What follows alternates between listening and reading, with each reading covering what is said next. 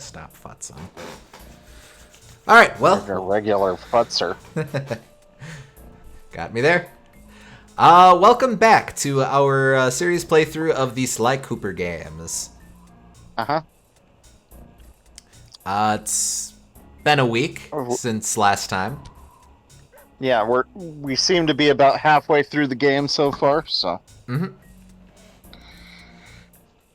Sir, what? Wait. Oh, right. I did not mean to hit that button, but luckily this just brings us back to our save file from before. No worries there. Not a super long game from what I can tell, but they got the platforming and how it plays right, which is important. Because, like, if a game doesn't control well, then no one will like it and it won't be able to form a series, and, like, this way you'll still get some people liking the first game the best just because it's more simple. Mm-hmm. I think generally it's a good idea to raise the complexity as the series goes on, but it's good for every game to have its own certain draw to it, and focusing on quality out rather than quantity is how you do that. We'll get into it a bit later on it. Towards the end of this game, started next game, but this game also has a very unique identity in that they shift away from gameplay approach with later games. So that'll be interesting to examine as we proceed forward. But hey, SG. Hey, Liam. Yep, welcome both of you. Yes, it is a happy kitty. She is happy because I am scratching her, which I can do since we're just sitting here having a conversation. Better enjoy it while it lasts, kitty cat. Last time we cleared Chapter 2, Sunset Snake Eyes, and we've opened up Chapter 3. Murray's also playing on his PS1 over here. That's about the as much attention as he's going to give us. Wish I can do that to my birds. Aw, yeah, I'm sorry. I figured out a way to get us to Haiti. But all right, no sense in delaying. We 100%ed the last chapter, so. Yep. Fuck, I thought he was going to say it again. Let's get right to it. Nowhere to go but forward. The third member of the Fiendish Five was the infamous voodoo priestess, Ms. Ruby. Born into a family of mystics, other children found her scary. Teaching herself to summon the undead provided what few friends she had. A career in crime allowed an adult Ms. Ruby to punish the world for fearing her as a child. Chief mystic for the Fiendish Five, her powers allowed them to break both the laws of man and nature at the same time. Yet despite the whirlwind success of her youth, she managed to slip into obscurity. Last known sightings claim she headed out of civilization and deep into the Haitian jungle. Super calloused fragile mystic hex by halitosis. Sly Cooper in Vicious Voodoo. Chad, is this K. Rool's wife? Like where your head's at. But yeah, Ms. Ruby is a bit of a change of pace from everything we've seen so far. The series doesn't often lean into supernatural stuff, but we pretty explicitly get it here.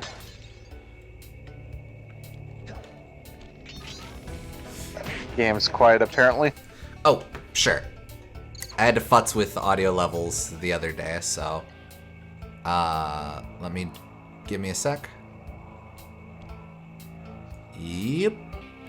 That better? Is it better? Yeah. Oh, well, hold that thought. But this is one mission you will have to accomplish without me. You don't believe in ghosts, do you? Sure I do. My scanners have picked up verifiable paranormal activity. But that's not the problem. This swamp is oozing with disgusting mold and bacteria. Suck it up, Bentley. We got work to do. Well, all right then. Don't forget to use the new move you learned from Mugshot's section of the Thevius Raccoonus. You mean the raccoon rail walk? The roots and vines around here are perfect for that. All you gotta do is Jump and hit the circle button. especially where you see the bark has been worn away, and where it's super slick from icky slime and moss, you'll rail slide like a skater grinding pipe. I'm liking it. What are you even worried about, Bentley? You're over the CB radio. He just has to be in the area. If I need to continue adjusting stuff, just let me know. But yeah, now we can walk along rails. Uh-huh. Oh, Fancy. wait, hold up. Even modern games have difficulty, like, having you walk up staircases and stuff. Oh wait, right, because we got that upgrade. We now don't take damage from being in water. Yep, The game's still a little quiet.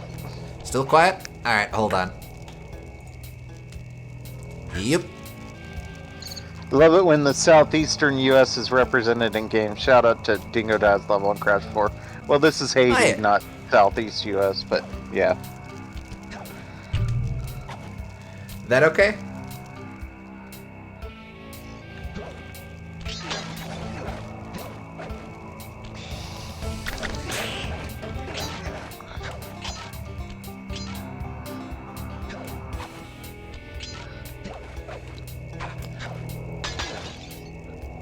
That should probably be good. Good. Well, the bayou in general is just a very fun environment to run into in video games. Doesn't come up super often. A little loud for me, but I can just adjust that easily. Yep. Oh, I'm really gonna get a lot of mileage out of not having to worry about water. I've always been really fond of the bayou levels in Rayman 2, and this kind of has that vibe. Oh yeah. Let's see. Alright, do I have easy access to that? No, but let's see. Maybe back here. Yeah.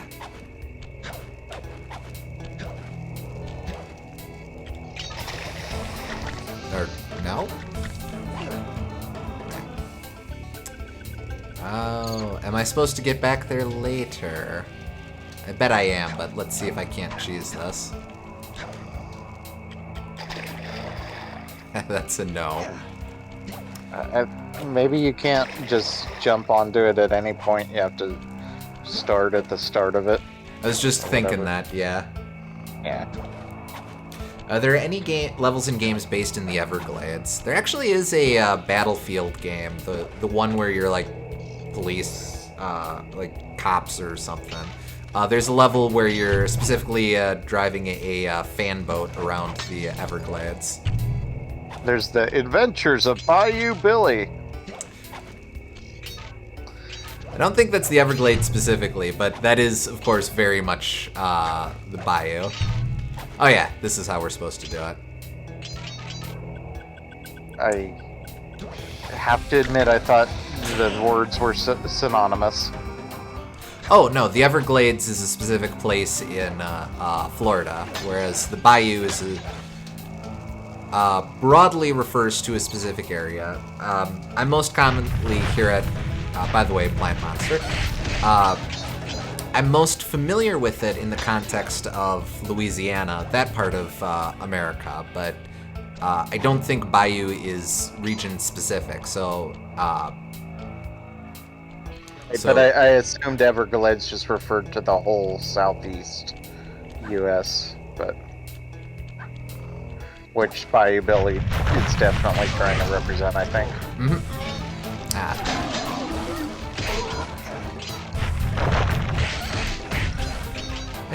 I should really know where Bayou Billy takes place too. I've read like the comics that they did of it. I think it's in like Georgia or something. No, that can't be right.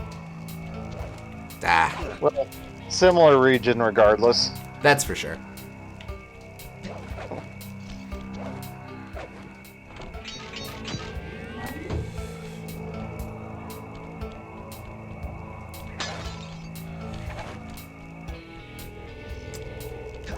Oh, okay.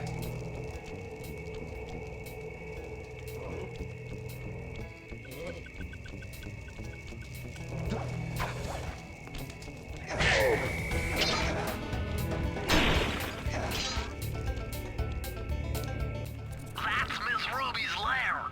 To get in, you'll need that key on top of the tiki pedestal in the guard compound. There's a bad mojo force field protecting it, so you'll have to destroy all 5 of the purple candles surrounding it. No problem. Don't get cocky or you'll end up with your head shrunk to the size of a pea. You've got to get past those voodoo guards, and I'm warning you, they're mean and they work like a team. So do we, buddy.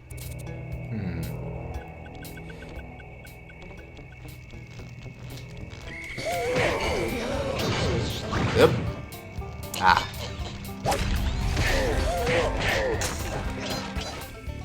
Now's probably a good time to acknowledge that Sly as a series very comfortably plays with stereotypes. I personally find it to generally be more of the punch-out variety where, yes, they're definitely stereotypes, but they're not mean stereotypes.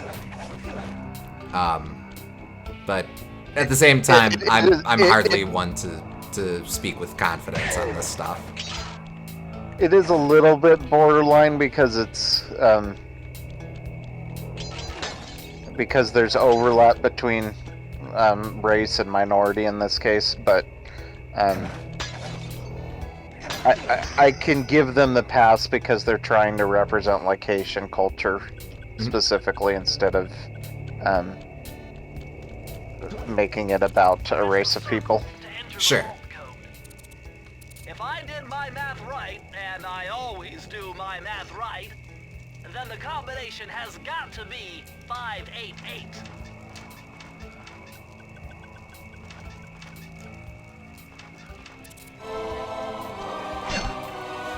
Those plant monsters look a lot more intimidating than they actually seem to be in practice. All bark and no bite. Electrified! Kelly McCooper's notes on how to harness the electromagnetic field created by a rolling raccoon. Now your raccoon roll move will really pack a punch. Plus, it should give you a nice tingling sensation. Okay, so now our roll has offensive properties. That's actually potentially really good, because the one problem with the roll when you're doing speedruns is that people could hit you out of it, and now maybe you can hit them first. Indeed. Oh, right.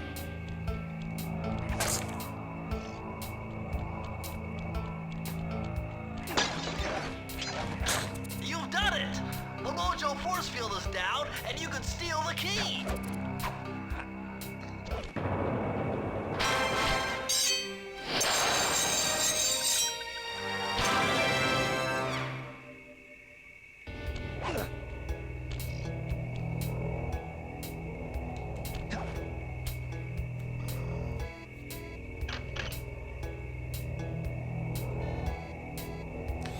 Cajun culture is highly underrepresented in media. The only Cajun characters that I can think of are Gabbett and Bill from King of the Hill. I run into it every now and again, but it is pretty uncommon to see. My Agreed. paranormal scanner is maxing out on that structure. A reading like that could only be coming off Ms. Ruby herself. I think you're right, Sly. If you want to crack at Ms. Ruby, you're going to have to find a way inside that skull temple. Gambit and Bill, okay. Oh, sure. Yeah, it's one of those instances where, like,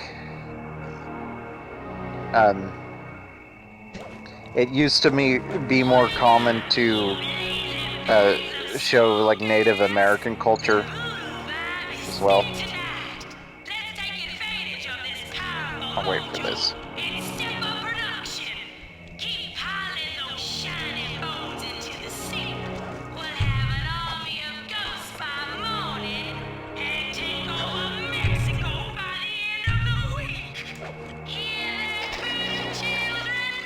Our family is about to grow, grow, grow.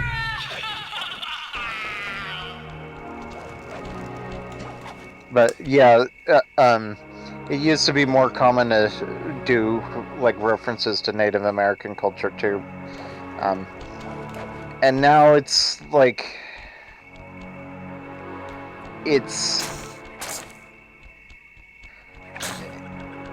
I feel that they are maybe a little bit gun shy about doing things that could be offensive even when it isn't necessarily offensive.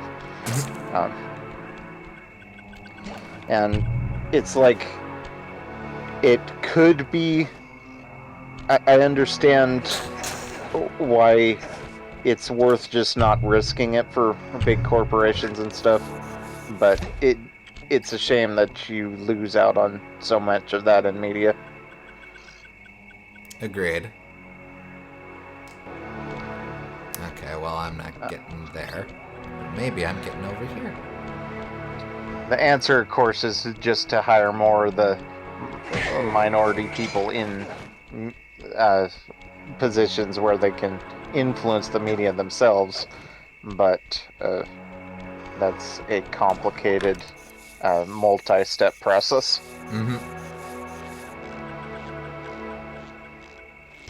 Unfortunately. Let's see. I'm just kind of clearing out the area before I start looking at specific levels to do. Oh, hello.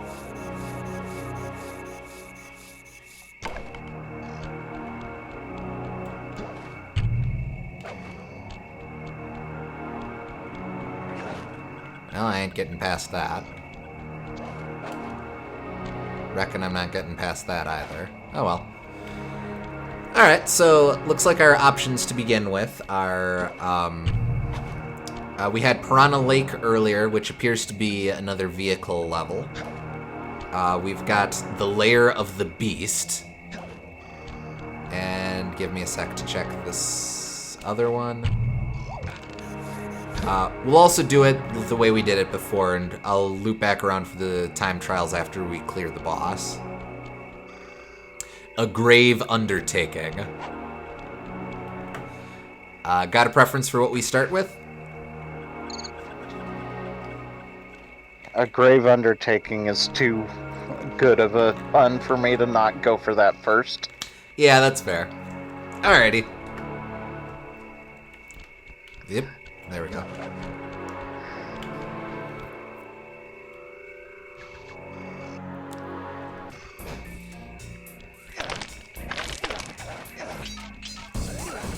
Oh, hello.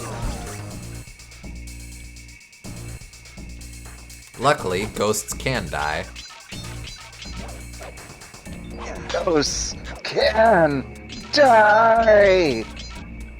Sly, you'd better be on your guard here. My paranormal scanners show this place is really haunted.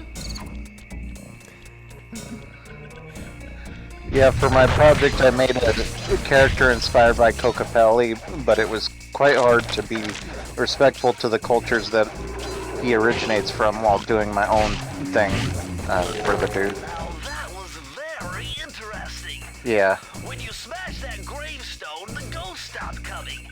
It must be some kind of ghost generator. Maybe if you smash them all, you'd be safe.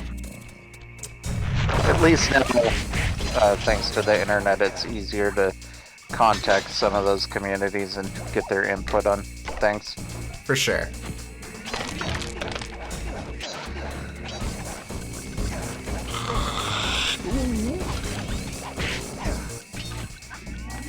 Definitely don't want that to happen.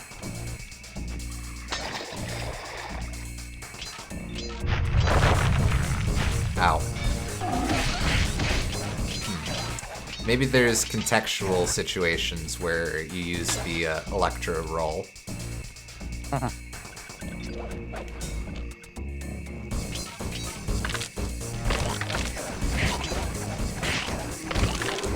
I see that bottle will double back for it. There we go.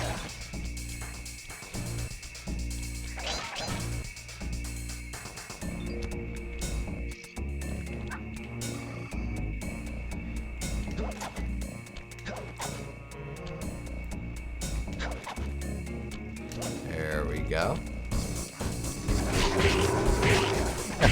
No one hit Leonard's jokes from Boomgarner yet. She's just making soup. Ah. What kind of soup? Yeah. Oh wait, is this the soup you were texting about earlier? Which you will need to explain for people because only I have context for that. Pea soup. Nice. You eat what you like, I'll eat what I like.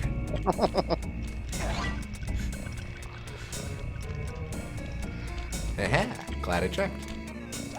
Not glad I didn't double jump.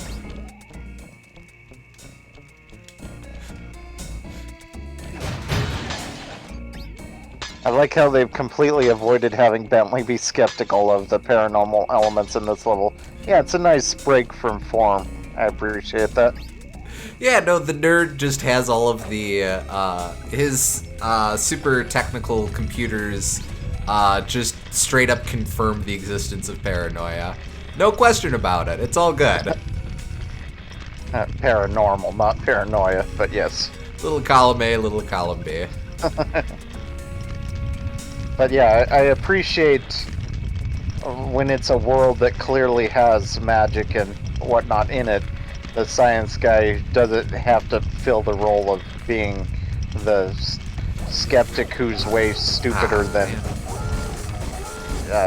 he should be.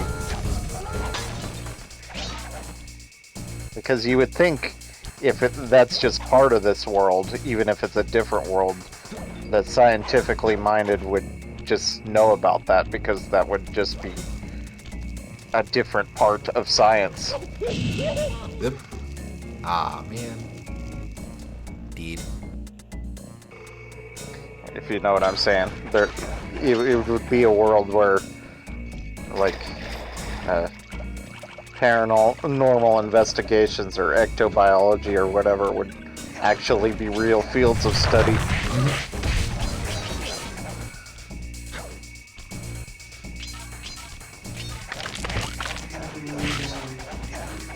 Yeah, I don't think you need a high-tech computer to confirm the existence of paranoia. Yeah, you just need a bunch of snarky people watching you all times.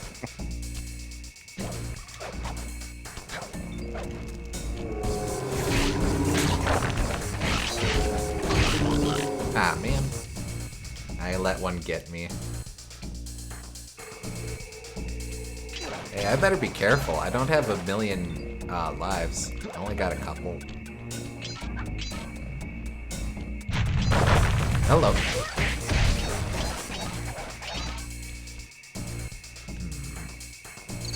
There's a path up there.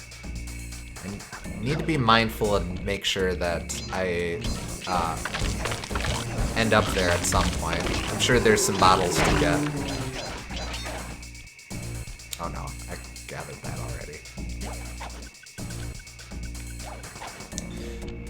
Gonna be some interesting strategery here for the speedrun part.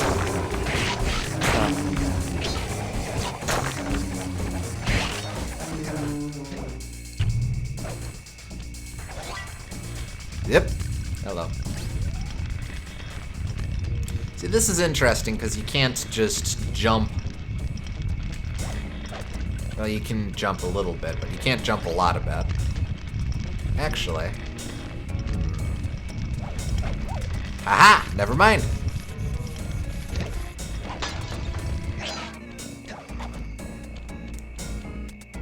We're inventing strategy already.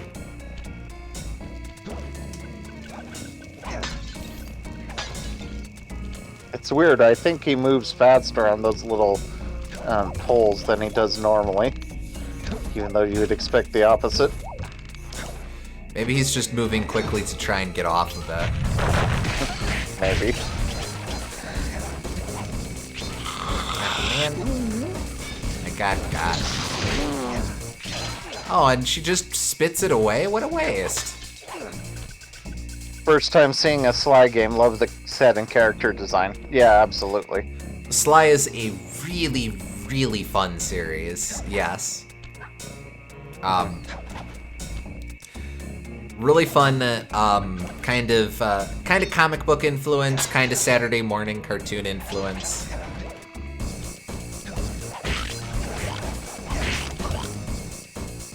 Dead. The movements and everything feel really punchy in it, which I appreciate.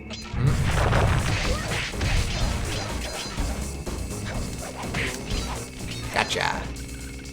There are starving mosquitoes in Africa who could have drank that blood.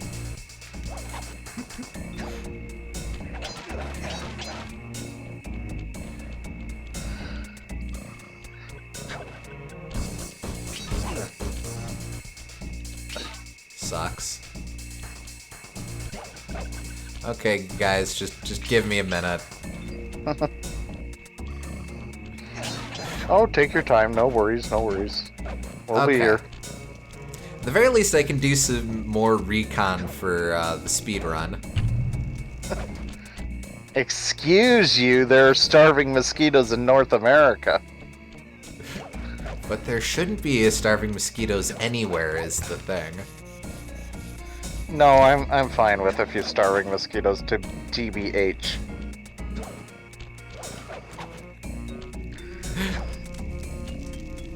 I more meant there shouldn't be starving mosquitoes anywhere because mosquitoes are dumb. There just shouldn't be mosquitoes. You know what? Fair. I like your idea better.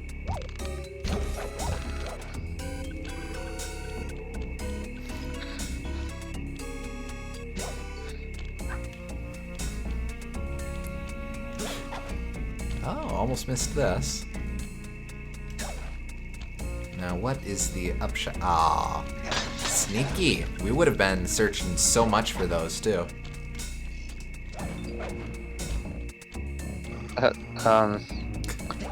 That's an interesting idea, Liam. I don't know if I will keep that recorded for posterity, but...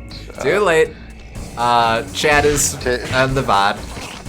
Ah, man. Oh, well. To each their own, I suppose. I do like Lady Mosquitrescu.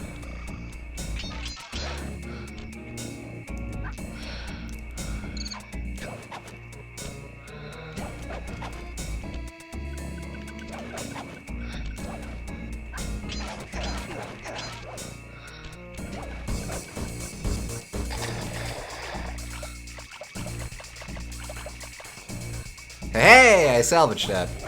Somehow.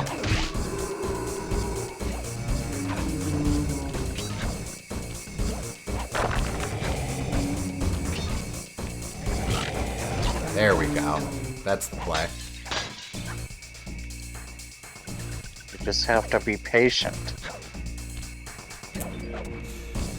Man, who has time to be patient? Patience. Like in a hospital. Not bad, not bad. Can I be a jerk? No, I can't. Okay, but I do need to get you. Oh, there's ghosts.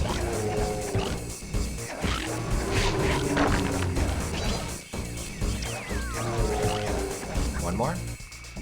Nope.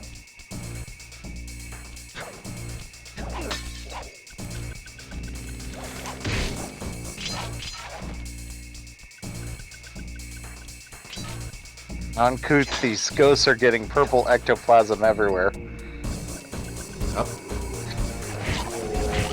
It's weird because I almost want to say that they're wrong for making the ectoplasm purple instead of neon green, but ectoplasm doesn't actually exist, so I guess they're just as right as everyone else. Yeah, what are you basing that on exactly, Gooms? Ah, man. Oh, wait, no, they're over here. It's fine. Had me going for a sec there. Press the circle to enter the vault code. Okay. Actually, this is fun kind fact, of a only- guess, but try 128. He doesn't have all of these down for sure. Actually, fun fact, only female mosquitoes drink blood. Same for horseflies. I've heard I knew that, that. And- A more modern entry. Bruce O'Coop's computer hacking Wait for technique. this. Using the data on this page, I should be able to tap the duty roster at each hideout and project guard information into your binocucom. Oh. Catalog? Neat. We'll test that out immediately. But yeah, I did know that only the female mosquitoes drink blood, and also only the male ones buzz. So, all of those ones that were buzzing nearby you killed for no reason.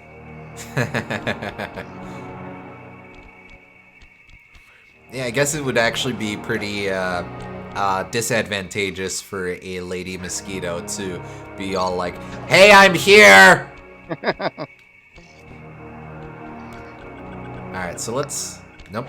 What's the button? That's the button. Mojo Dupree, Rodentia Voodoo enjoys golf. Well, we'll have to... I'll pester me so that I remember to do that with every new enemy we meet.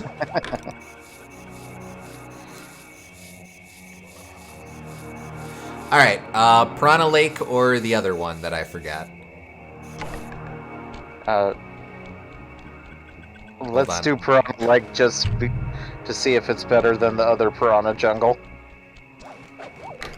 Oh, had to think about it. Yep.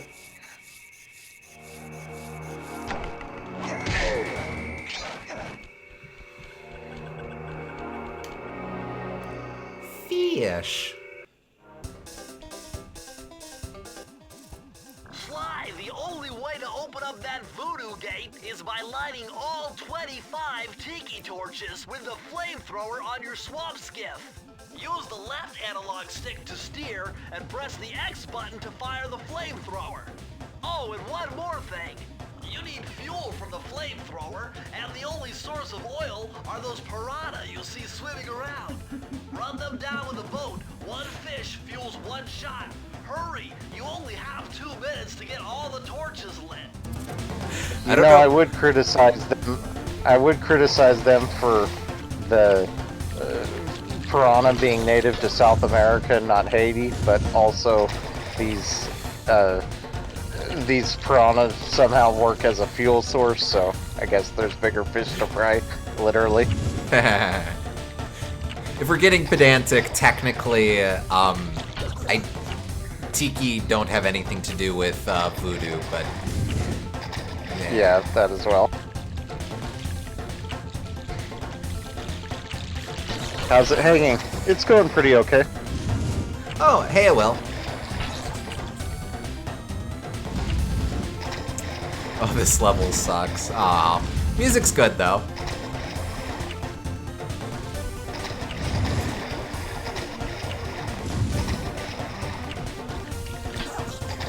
I mean, at least you turn a lot better than you do in the majority of levels like this.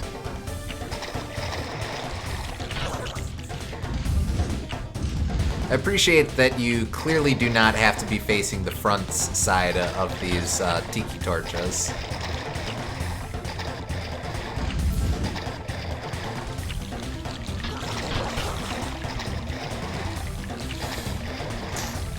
Nope, I've cleared out that side already.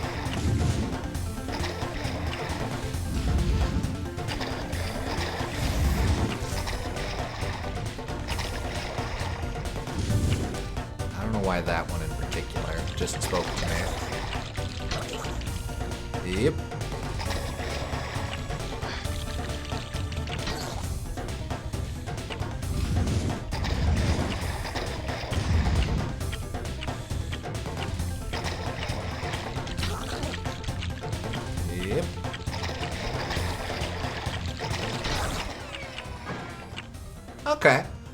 not a bad start.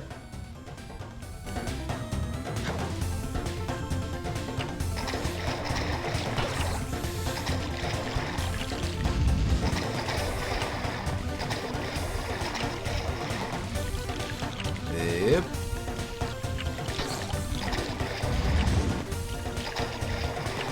You really do turn on a dime with this. Huh.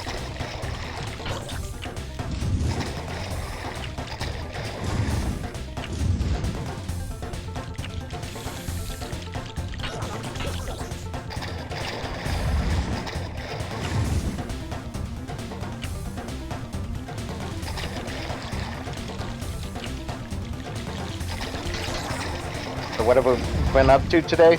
I've been trying to hold Steam accountable for their actions. What's Goop's been up to today? Identity theft. But not in the fun way.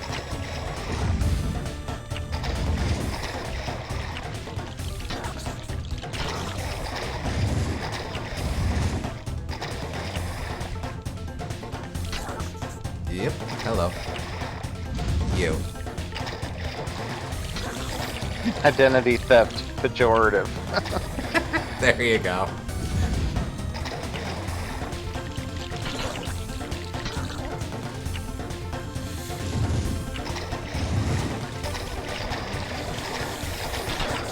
Oh. Okay. Ow. Why? Ah, man, whiffed that. Damn.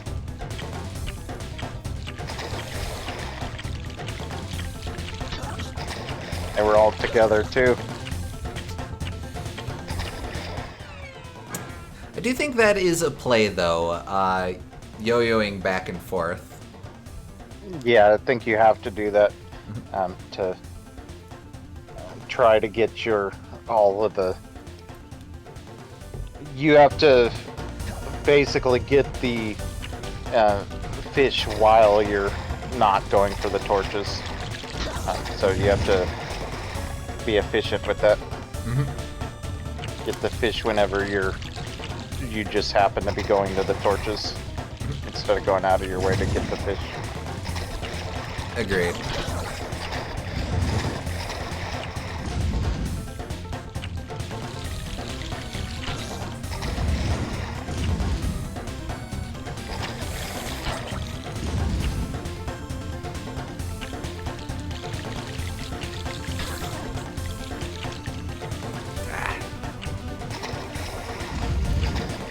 Keep forgetting which way the camera's gonna rotate. Efficient. Yeah, there you go.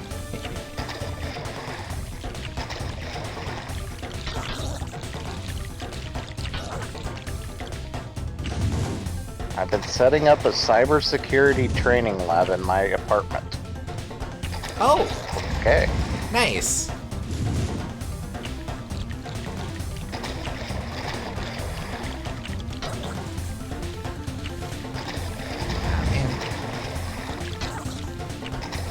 Get here, ichthyoids. Ah, that's a waste.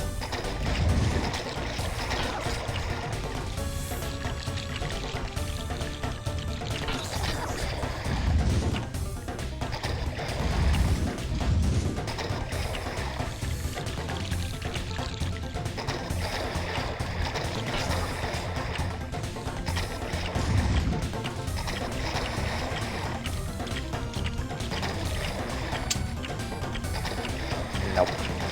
Nah. Oh, there we go. Oh, you're gonna be an uncle? Congratulations, Liam. Very cool.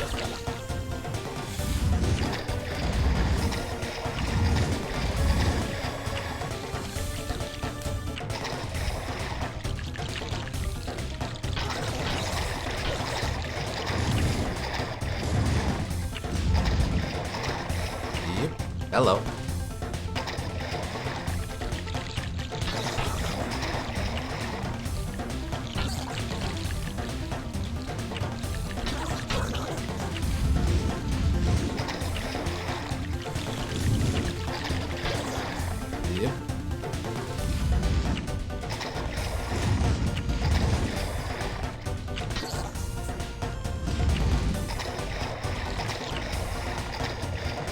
Where are we going? What are we doing?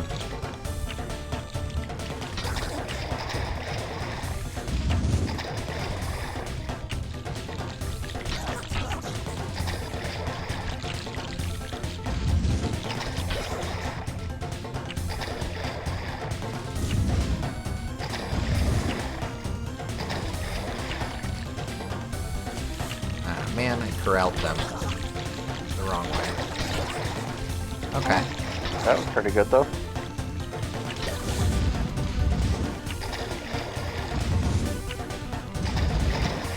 Uh-oh.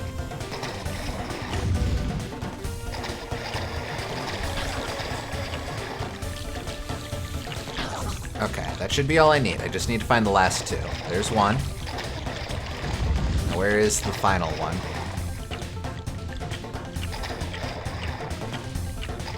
There it is. Right there. Gotcha! Not too bad. Yeah. They respawn? Yeah, they respawn. Okay, whatever.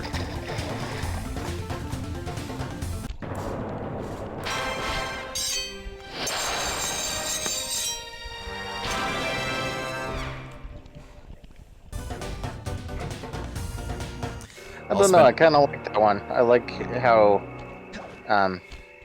it's a lot of micro optimizations in it. It's also a good example of how to do beaver bother without it actually being a beaver bother. Yeah.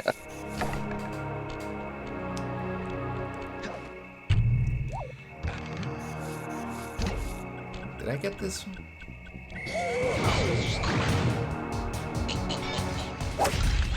Oh, there's golf. This is also the one that I've been in before, isn't it? Yeah, man. Oh, well.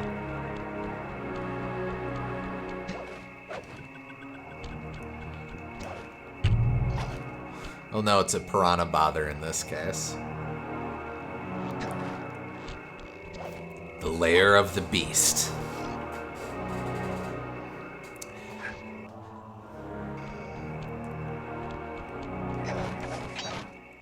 What's with this industrial strength voodoo gate?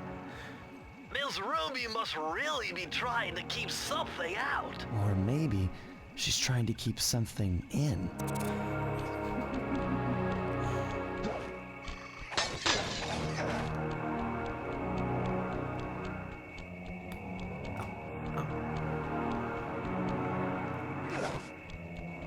Oh no, I have to actually work my way in. Oh, right here. Yep. Fancy.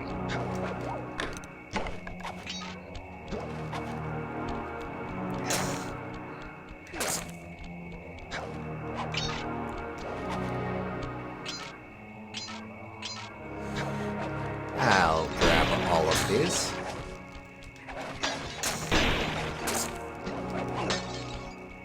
Rather polite of the game to throw these at me right away. Yep.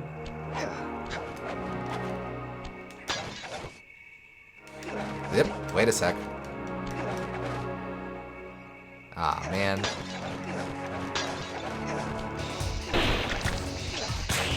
And it worked out. Yes, it did. Oh, wait a sec. Let's see. Nasty Charlotte. Arachnid Descendium enjoys bungee jumping.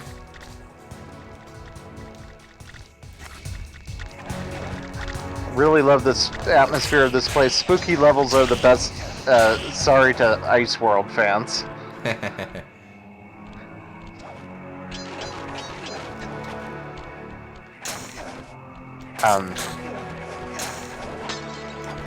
I think both are definitely above average archetypes.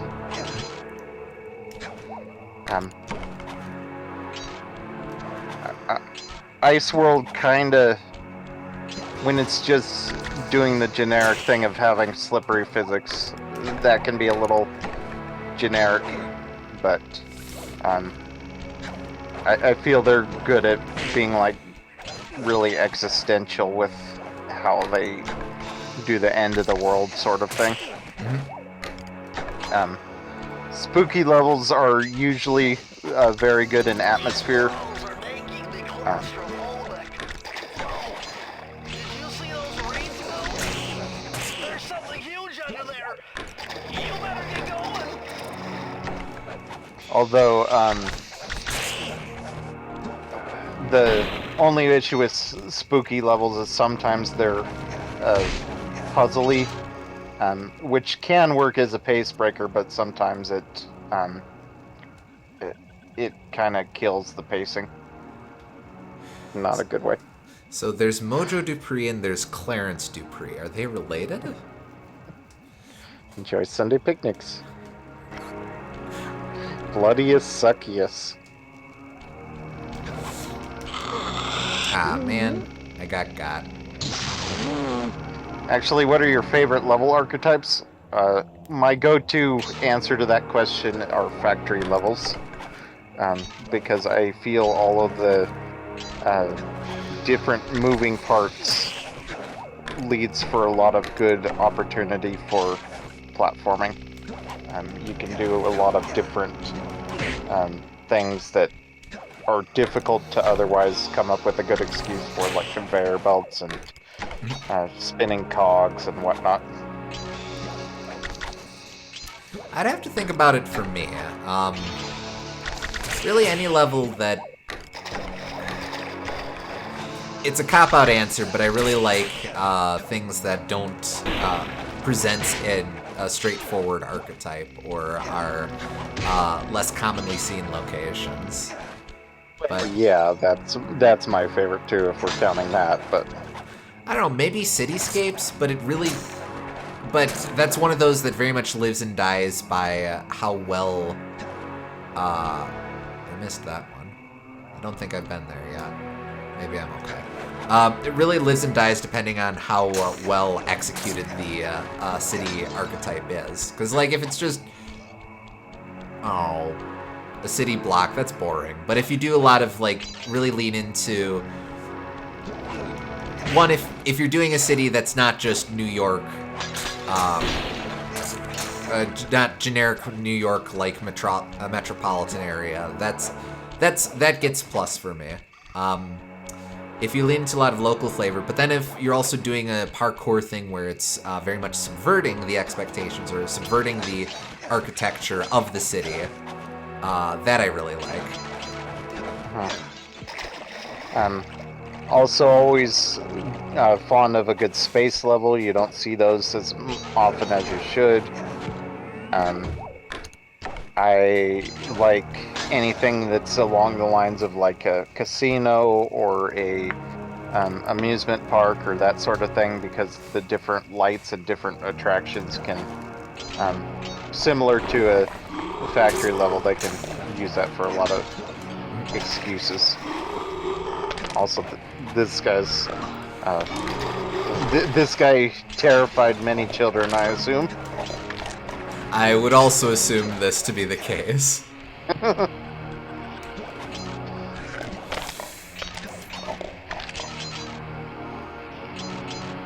That's a good creepy snake design. I like it. Oh, I got. But I did get all of the message in the bottles at least.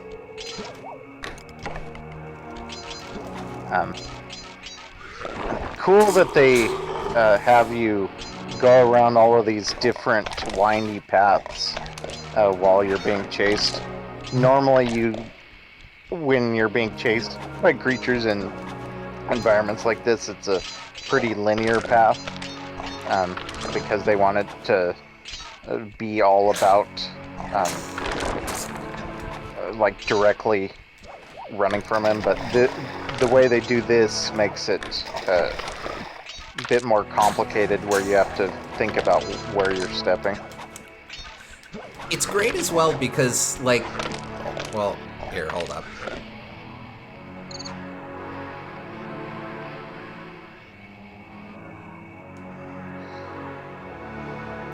Okay, over here. Hold up some more. Press the circle to enter the logo. Nope, let me down. Okay. I had to overcome some personal demons to get the answer to this one. What? Try 4, 4, 4. What?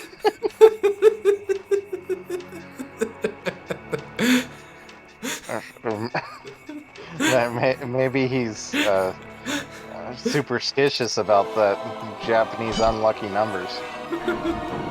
Maybe. These are the blueprints to Miss Ruby's production facility. I'll pipe this information into your binocucom. Use it to find breakables and clues nearby. Okay, always handy to have. What was I gonna say? Oh, right, yes. So a lot of 3D platformers, of course, borrow from Crash Bandicoot's template of chase levels, where you're just running towards the screen, and that works. But at the same time, to what you're saying, Gooms, a really neat advantage of this layout is because you're working on very thin platforms that go all over the place. Visually, there's a lot more you can do with that setup. Where sometimes we were over the snake, sometimes we were under the snake. And you have to pay more attention to, like, the way that the paths are going, instead of just being all mostly about, okay, there's a pit, gotta react to the pit when it comes. Okay, we reacted to the pit, oh no, there's another pit, gotta react. Sort of thing. Yeah.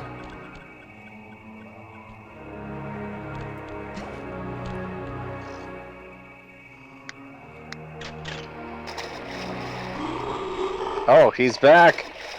Oh.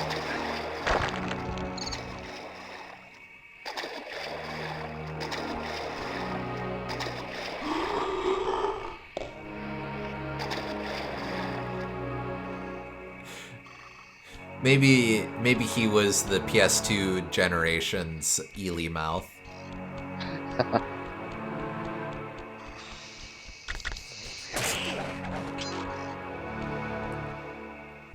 Looks like this is some kind of giant voodoo egg beater to stir up that unsanitary mess. If I can unlock the cauldron's lid, I might be able to thrash their production and build up enough steam pressure to get launched up to Ruby's Skull Temple.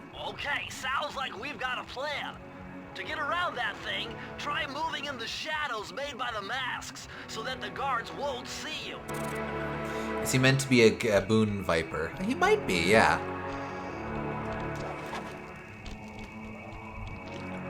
Now this is just a cool visual. Because he's a snake, yeah. Alright, what levels are we working with? We've got Descent into Danger.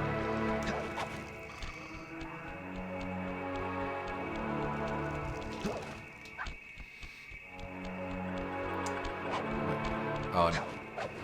And screw you, you don't get to find out we're doing a ghastly voyage! Sorry. That vehicle seems to be outfitted with some sort of high-energy cannon. Use the left analog stick to move, and aim the right analog stick in the direction you want to shoot. Remember, you can always shoot in one Stick direction shooting. while moving in another. Alright, well, guess we had to get another one of these in here.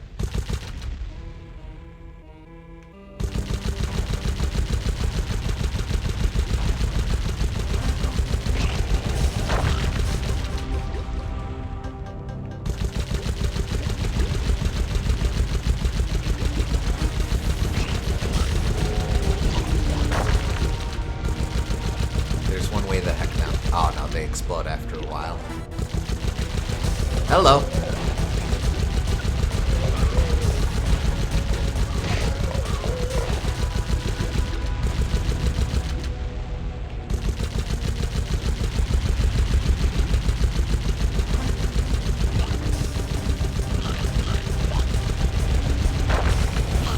Ah, man. Well, that's not the play. What was your first clue? I need. Dying is not the play? I would have thought that dying is the play. I know. You have to move beyond your suppositions here. And I'm going to cause unnecessary damage to the ecosystem.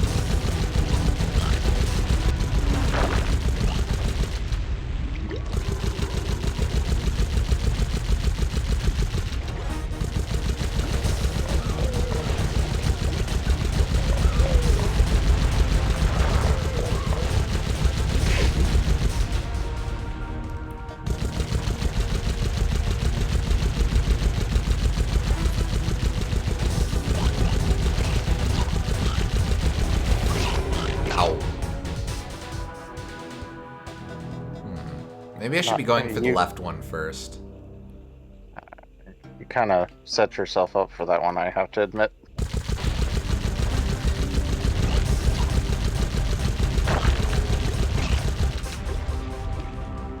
Like, it looks like it might be good to stay near the back. Probably. The only issue is that I'm pretty limited on range for this shooter. You can see where the shots explode. So I do have to get a little up close and personal if I want to take down some of these dastardly ghosts. I actually think you should get very close, just because you can back up if you have to. Okay, that's If you're, there we go. if you're already at the back, then you can't do that. Oh, hey, checkpoint. That's nice. Thank you, game.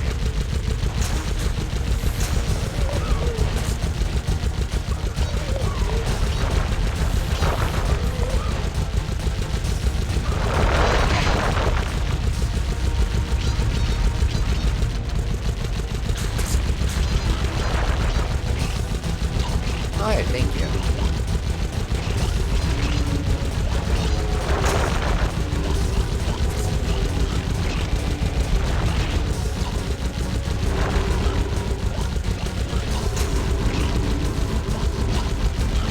They keep coming. There we go. Their generator? No? They are generators, yeah. Oh, okay.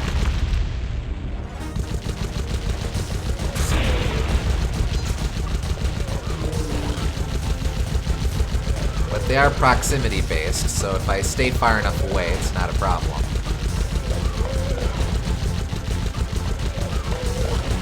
Unfortunately, I do need to get a little closer in order to be able to take down these barricades. Yep. Ah, man.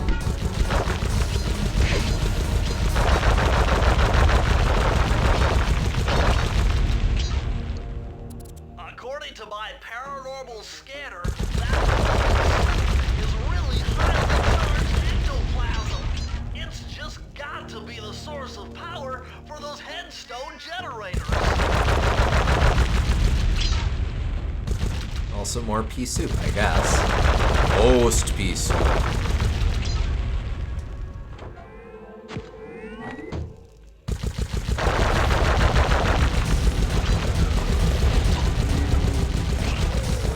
Now that is an interesting conundrum.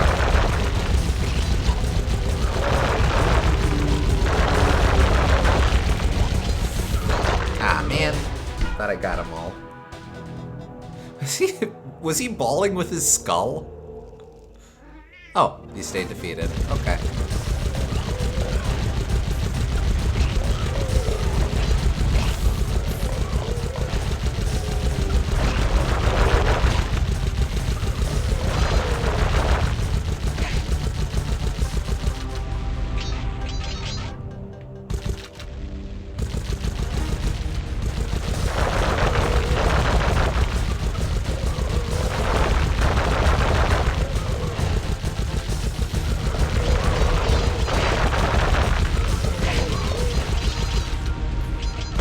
Edwina is here to watch and judge. I sense that Edwina wants more scritches.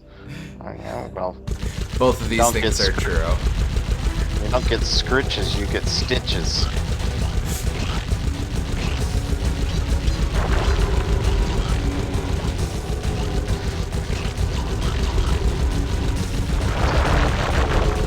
Ow.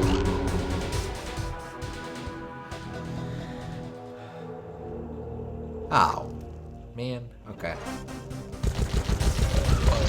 Okay, well.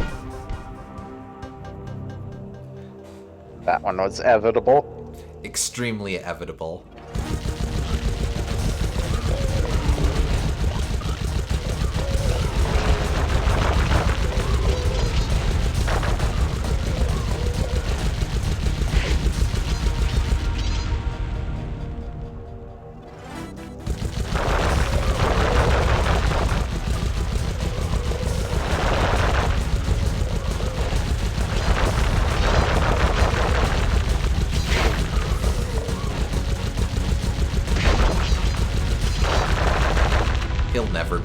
one. It's like you're one of the enemies in a tower defense game. A little bit, yeah. Can't believe I am the balloons.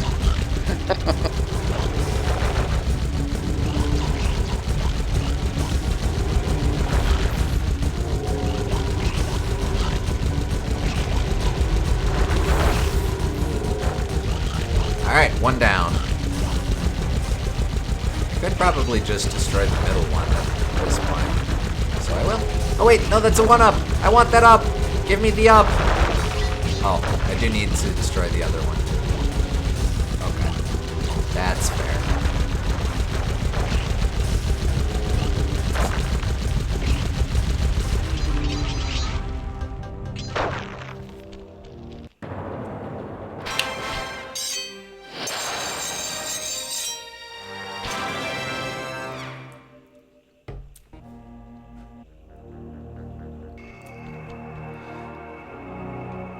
What even was that level called?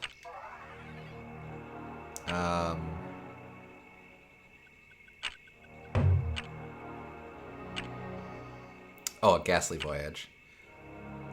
Alright, so the two we have left are Descent into Danger and Down Home Cooking. Down home cooking, definitely. Yeah, okay.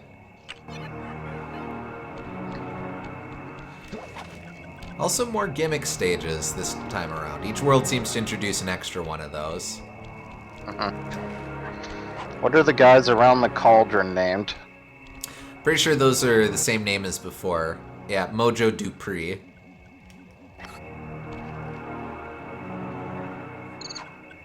Actually, what is going to be my way up there?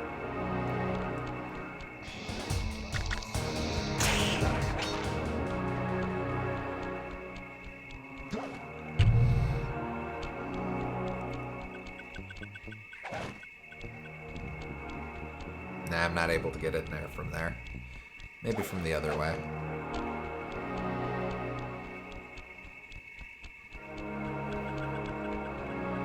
Can't imagine golf is too easy to play in a place like this. Well, that's why they like it. They like the extra challenge.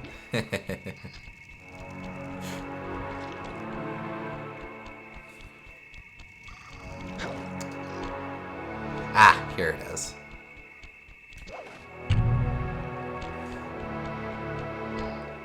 Down home It's cooking. the Happy Gilmore Hell course. There you go.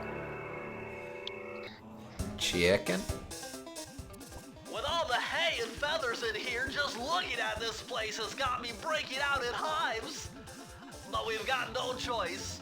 That ghost over there contacted me on Spectre Wave Radio, and we've cut a deal. He's promised us a key if you can whack 50 chickens. I guess he needs them to make a big pot of gumbo, but he's scared of the bob-totem roosters. Be careful. It's time for the egg collecting. Think you can do it? I have many questions. Alright. Chickens are fair play. Watch out for bomb-toting roosters. There they are!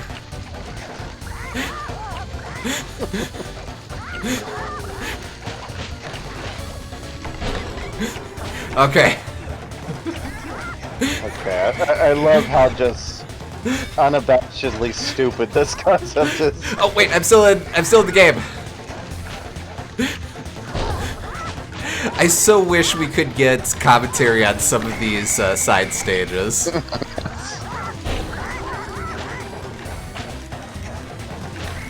I remember the PS2 era where the hottest thing was to have a dedicated kill 50 chickens level.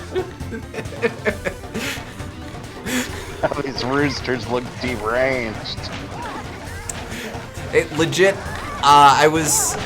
there are at least two 3D platformers of this era in which you are helping a redneck farmer in the swamp defend his farm by shooting bugs in a turret section. Was legit half expecting this game to have one of those as well. Ah, man. Are you talking about like Banjo-Tooie? No, actually, so that's another one. The first Jak and Daxter and the fifth Spyro.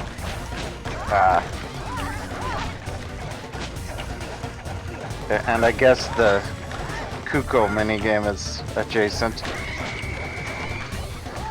in Ocarina of Time. Yeah, true enough.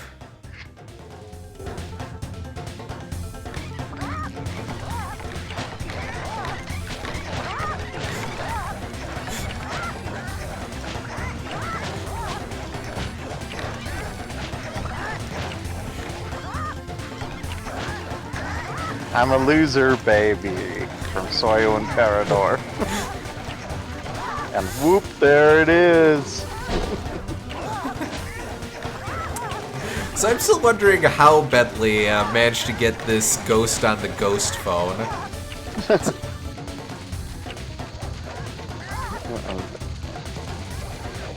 Come on, Who said Bentley. it was a ghost phone? Well, Just because they're a ghost doesn't mean they have their own special phone, Albie. no, he specifically said got it on like the Spectro Vibram whatever. Well, yeah, you have to. That's like their service provider. Oh. That's not a special phone. I see. Just because they're on a different part of this mortal coil doesn't mean they have entirely different technology. I see. I was doing a racism. Get out of here!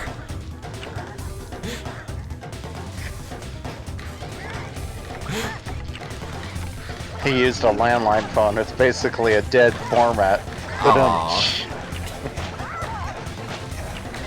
Sadly, I think you'd get fewer spam calls on a landline than on a cell phone these days.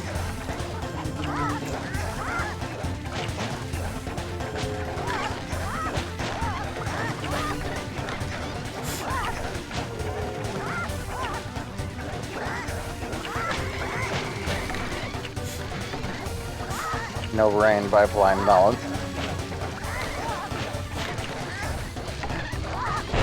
There we go.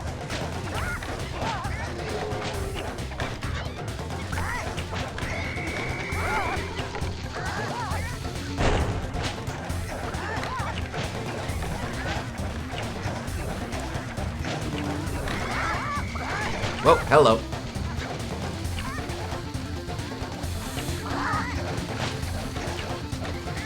Come on! Blow each other up! Thank you. Ask and ye shall receive. See, they really just want to blow someone up and they didn't realize they could blow each other up and go, oh, we could have just did this the whole time. You're really helping them out there. Come on, come on, come on, come on! Just enough.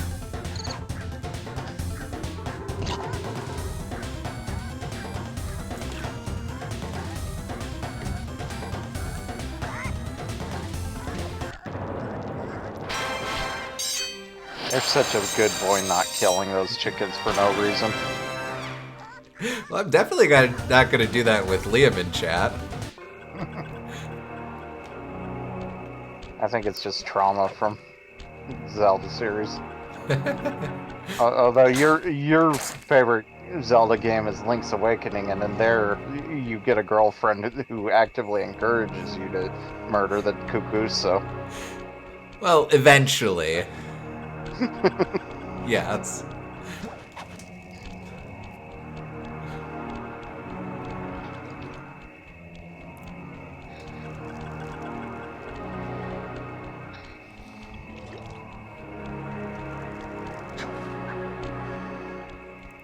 Red flag if I've seen one. Alright, descent into danger.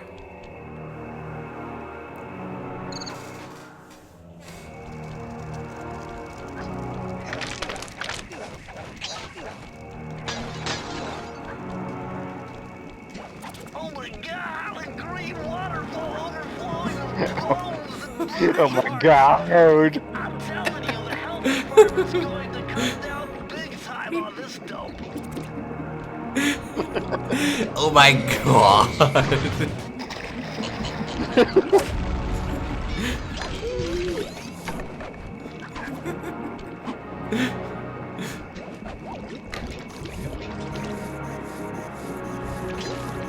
That was almost as good as Chicken Shoot 2000. Can I? Oh, no, I can't. A few things are as good as Chicken Shoot 2000.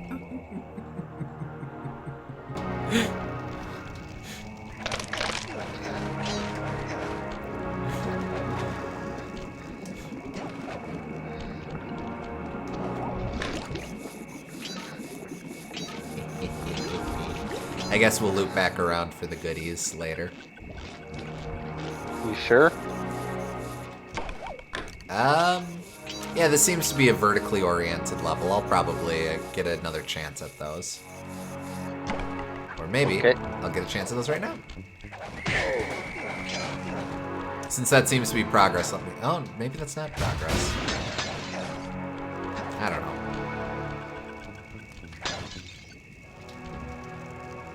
I don't think I'm able to get over there from here. Are you sure? Yeah, when I tried jumping at it before, the spiked log defeated me and prompted the catch-up song.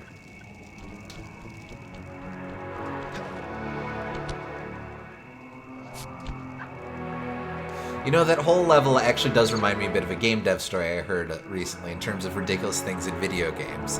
Do go on.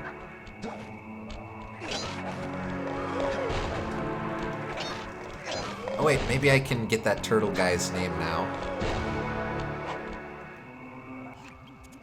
Pierre Flamenose, Thermoheadtossaurus, hates rainy days.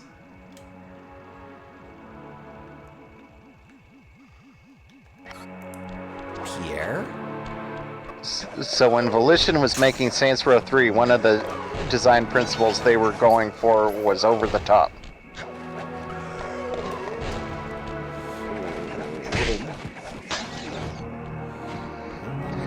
No, we're gonna loop back around. It'll work out. You'll see.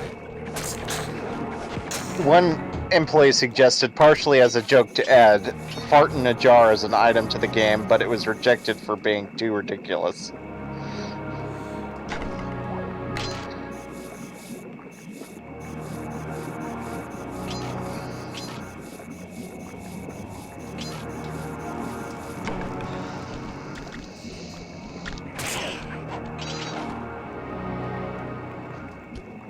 Sob.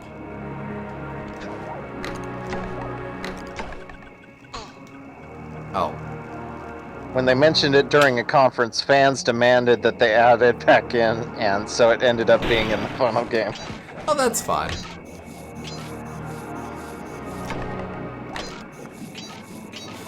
It is weird to think that that is too far, knowing what the signature item of Saints Row 3 is. I think it was less too far, and they just thought it would be a dumb joke, but yeah. It could be.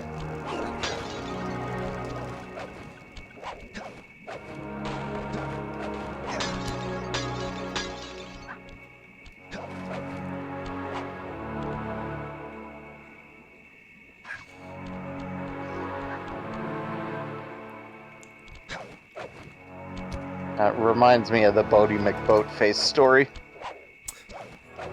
Oh yeah. Wasn't that, like, finally eventually embraced? Like, it took a while, but... Not sure.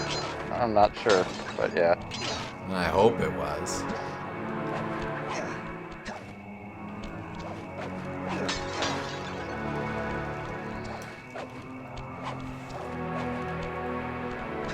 This is the same game that my mom accidentally got my cousin for Christmas because she didn't know any better. Oops. I heard she bought it after the fact and was like, oh no.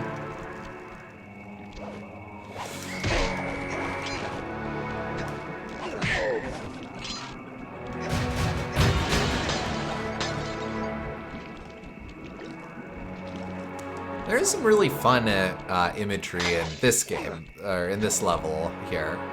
Like, I really like that. I really like that bat. Yeah. Like, it's a bat skeleton, but it's got like spider vibes too. Yeah. Hey there, Sly Cooper. That's right. I know you're here. I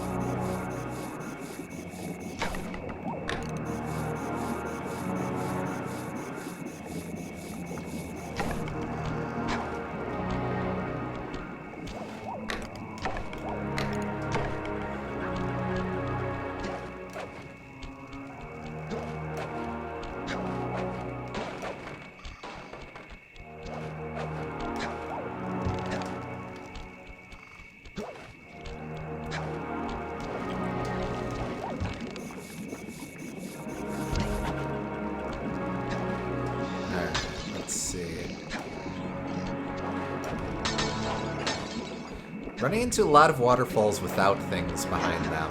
Oh wait, no. That one has something behind it, though. The goal.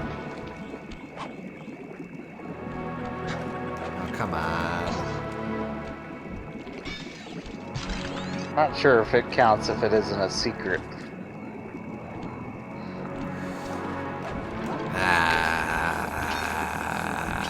Well. It's okay. Speedrun will only have to do this once.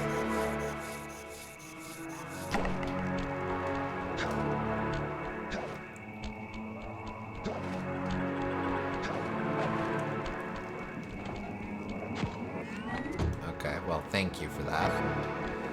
Not quite what I was going for, though.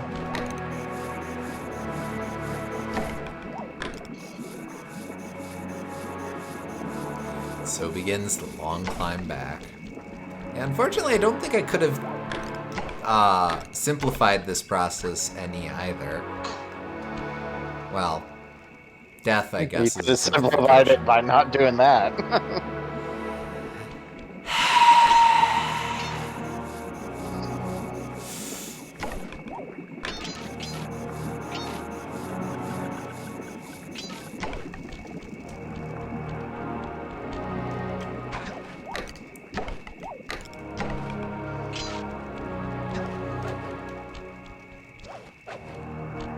Really makes you... I'm just gonna step into the spike. Oh, I guess I died. Oh well.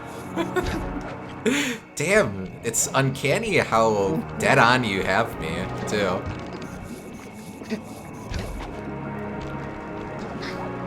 That's exactly what you sound like. Don't try to deny it. I can't.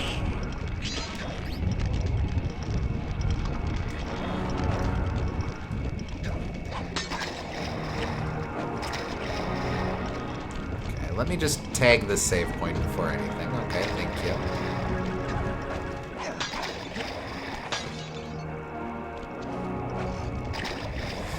Is there anything along there? No. Look at all the security. This must be the source of all the disgusting green soup.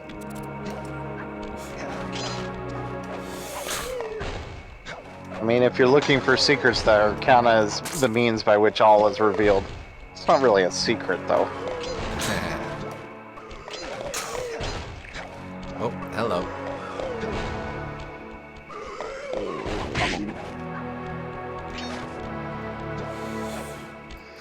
Is there anything else in here?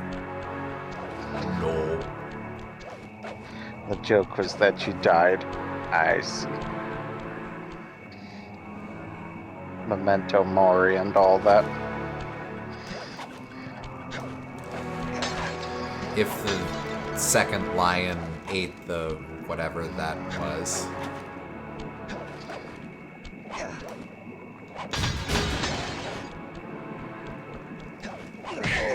Booyah. If the 9th lion ate the sun, that was it.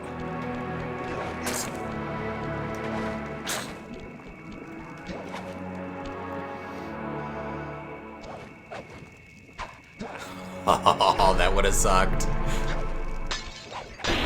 Might still suck. But at least it didn't suck that time. These codes are nothing before my righteous analytical ability.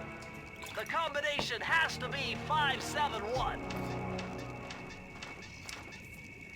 Glad he seems to have kept his demons conquered this time. Well, that was 444. You don't understand. Mind bending. It's Matthew De La Cooper's perpetual slow motion technique. De La Cooper. You can slow down time whenever you want, not just while jumping. Hold down the triangle button to use it. I've always loved De La Cooper. But yeah, so now I can just do the full game in slow-mo if I want. I'm not gonna because that's gonna be agonizing, but I could. There's got to be someone who's done that. as like a challenge run because they played this game 10,000 times. As we all know, the French can control time. This is known.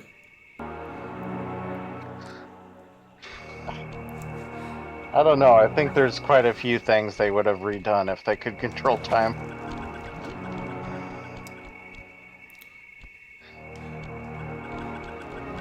Well, they can control time. That doesn't mean they can control time well. Fair. I guess they just... Maybe that's the thing, because everything always goes bad for time travelers in movies. Dead. That's why all that nonsense happens with them, because they keep trying to fix it with time traveling. There you go. Alright, bus time! Sly tried Make jumping it on even the worse. lid of that cauldron to build up steam pressure. I'm sure it'll work to launch you up into this Ruby Skull Temple. Alright, here we go.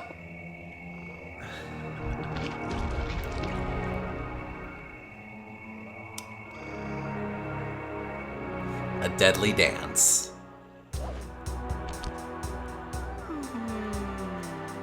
I could feel that Cooper vibe a-coming. Most distastefully bad juju. Yeah, well, you give me the creeps too, lady. Cooking up an army of ghosts isn't a very neighborly pastime. Oh, Sly. I see your mouth a-moving, but all I hear is blah, blah, blah. Well, if jaws need to flap, then let them flap. See you in the next world, Sly. Yeah, I know you're eating this voice performance, but man, you're talking slow.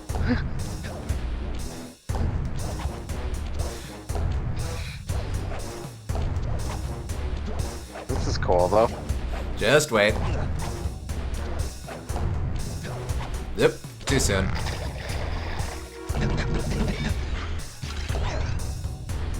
Oh, but the tooth stays broken. That's handy.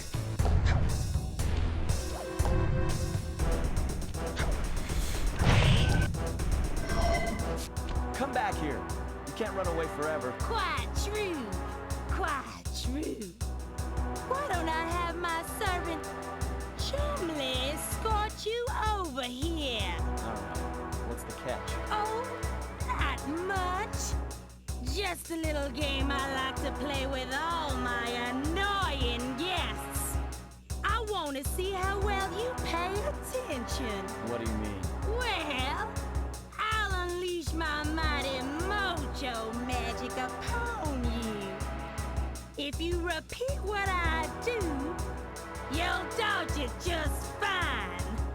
If not, you'll get zapped. A little voodoo. Yes, that's a Simon rhythm Says, game. huh? Yes, indeed.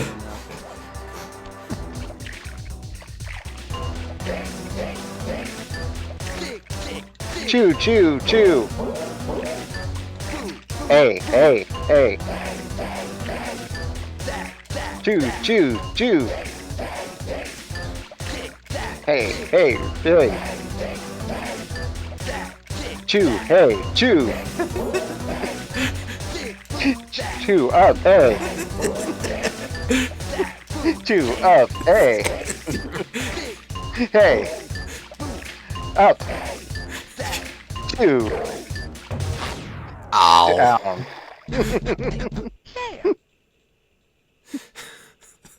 I have to say, that's not making it much easier. Welcome to Dragon Guard. Yes, pretty much.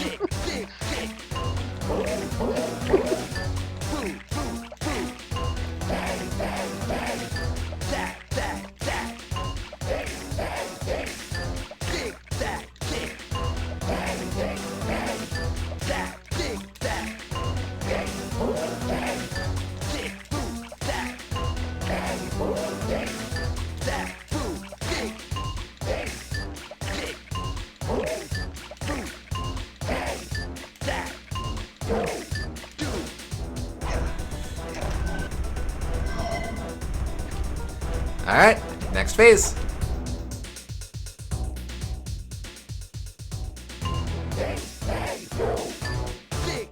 2, hey, down.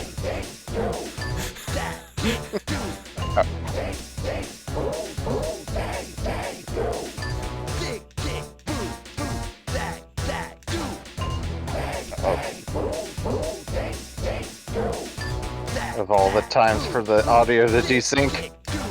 Oh shoot.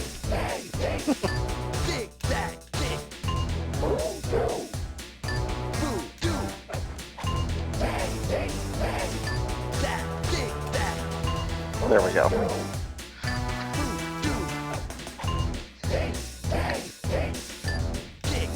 Chew, hey, chew. Up, down. Chew, hey, chew. Up, down.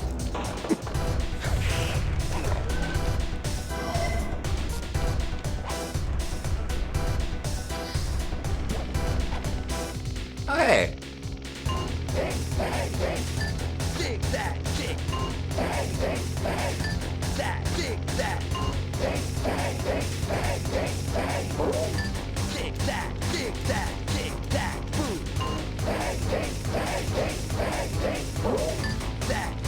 Punch, kick, it's all in the mind.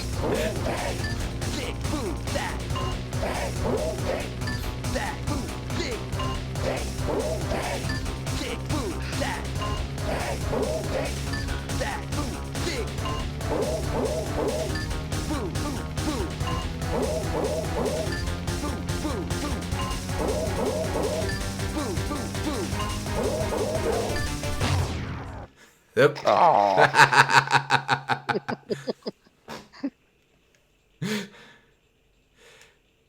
Oh, I think I ran out of ups. I did run out of ups. Alright, from the top.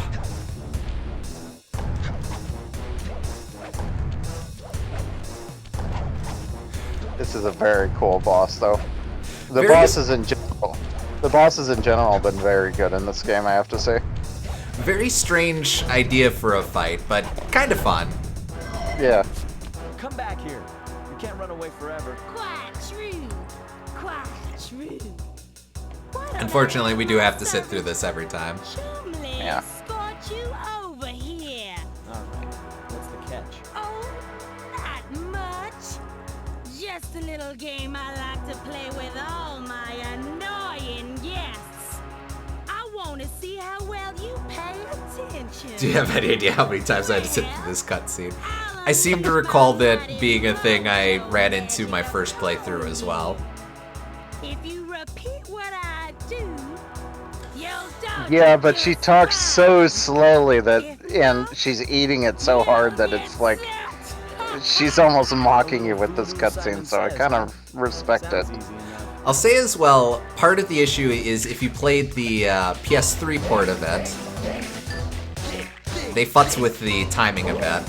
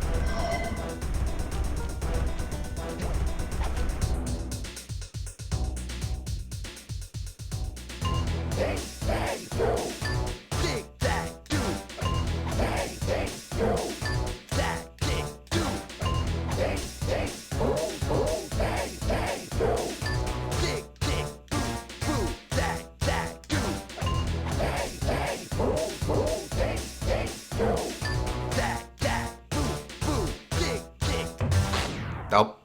Too fast.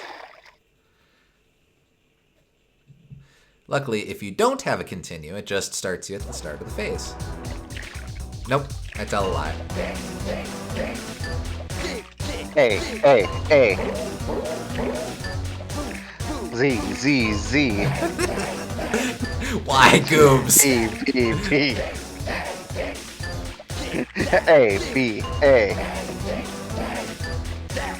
B A B A Z A. Oh, B. Sorry. Okay, I'll stop. Abba Zabba Bab. I note that they're saying zigzag and voodoo. I didn't actually notice that my first playthrough.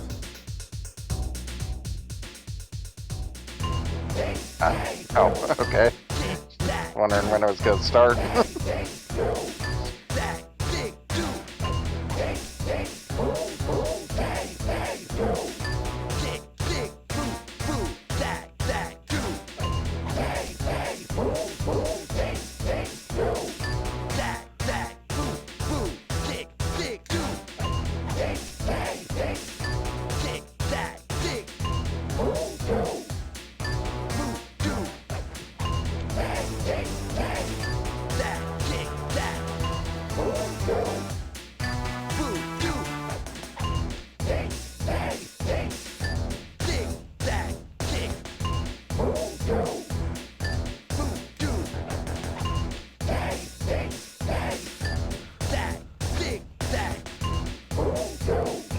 That slow one's mean.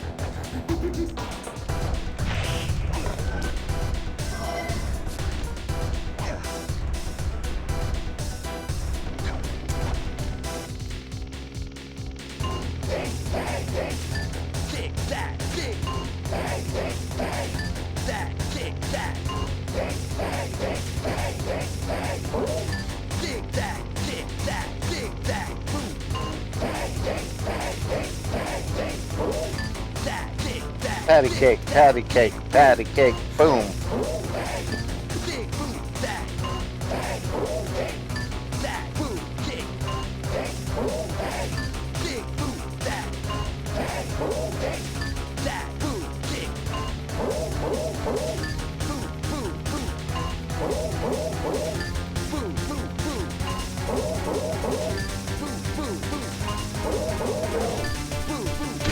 Gotcha!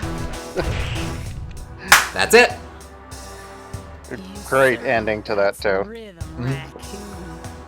But it won't help you none if you're fixing to go after the Panda King.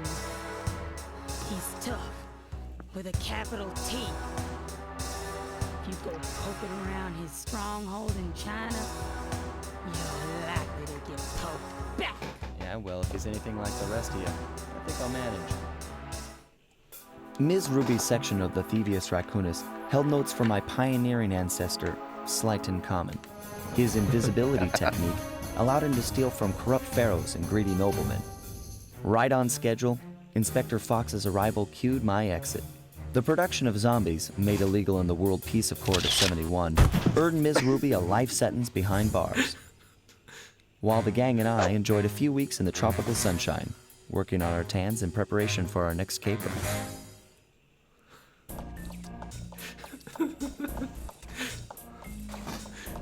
Let's just check up on things real quick. Travel plans to China have all been worked out. Alright, so that'll be our next area. And The one thing they could have did to make that joke slightly funnier, they should have said, making zombies without a license.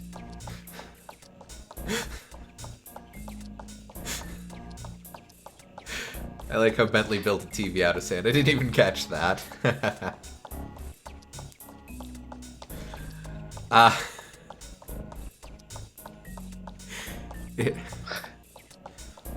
But alright, well, we've got some cleanup to do here. Not as many levels this time around. We've got the Dreadpath Swamp, Descent into Danger, Lair of the Beast, and Grave Undertaking. Yeah, a lot of these are mini games, so not as much. Which one should we start with? What do you think, chat? Which one do you want to see a speed run through first? Again, Dreadpath Swamp, Lair of the Beast, Grave Undertaking, and Descent into Danger. Start with the intro level? Okay.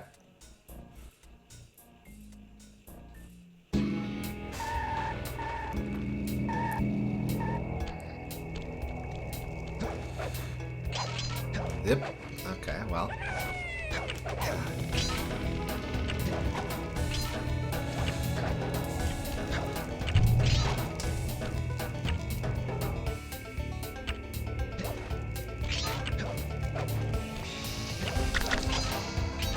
Nope, I'm ignoring you. I have this whole thing set up too. Ah, man.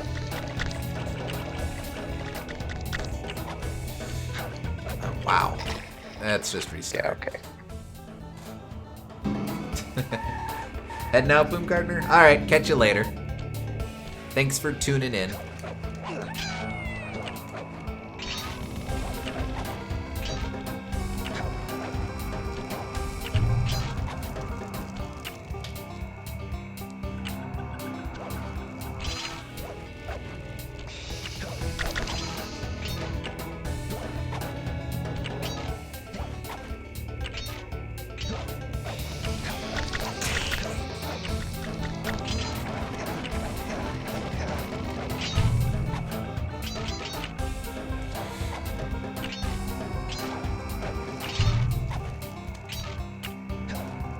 Wait. Okay. Will that cost me? We'll see.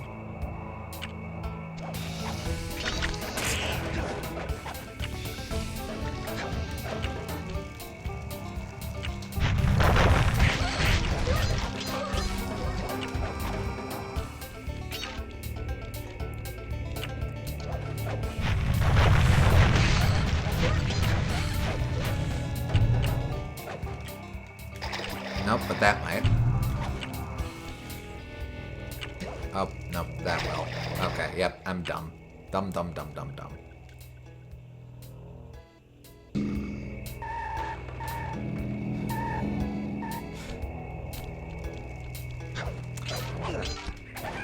The idea is that, oh yeah, there you go. You got it, Will.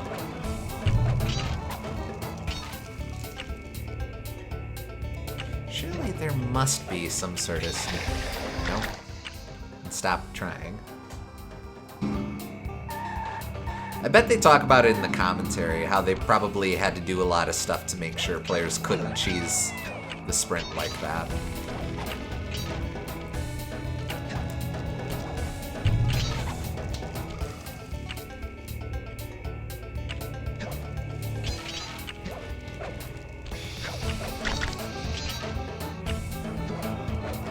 See you later, Will.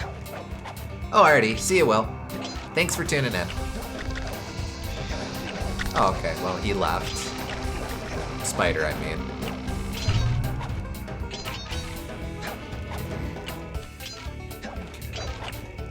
Gotta say the graphics hold up remarkably well. Yeah, I think cel shaded is always a good bet if you want your graphics not to age too much. Inclined to agree.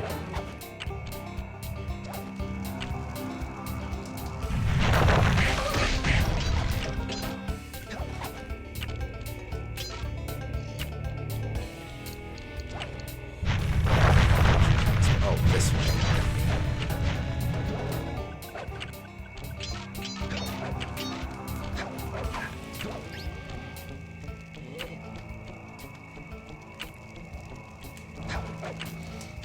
Come on.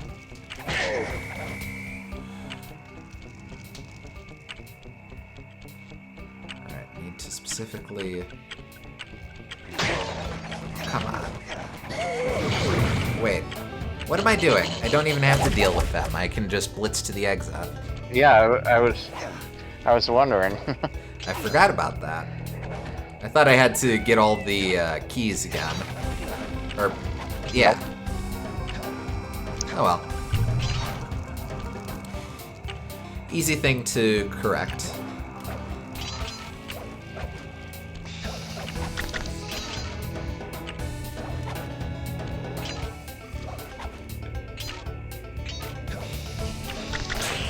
Oh, come on. Yes. Quite water. Lovely.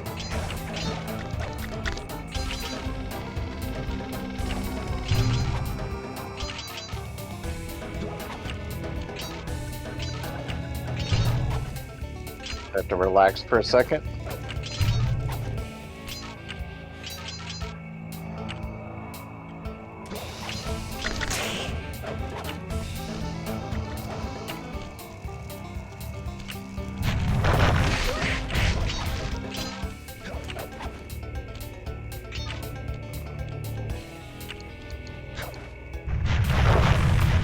Pardon me.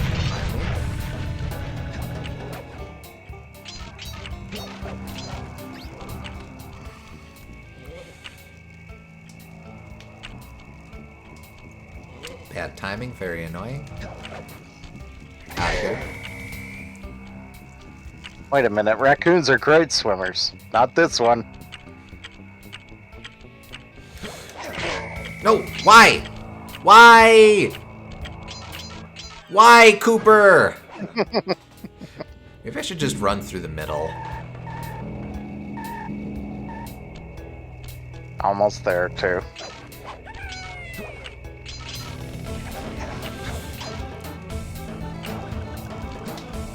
I can't tell if these are getting easier or I've just gotten better. Obviously, I'm having trouble here, but the extent to which I'm having trouble is noticeably decreased. It probably depends on the stage.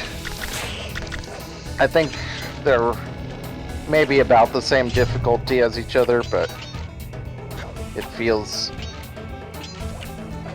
I wouldn't say they're easier, but the fact that they're not harder makes them feel easier. Could be, yeah.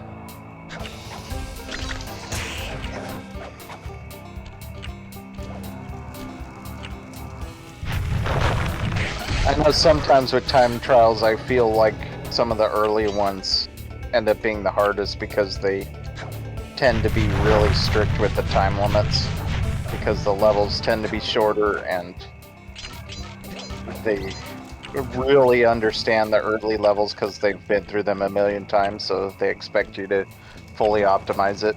But That makes sense. Okay, no, see, it makes sense to me to go there, and then there, and then... go right. Good call. We're out! What makes the electric roll special again? It can defeat at least inanimate objects within the environment.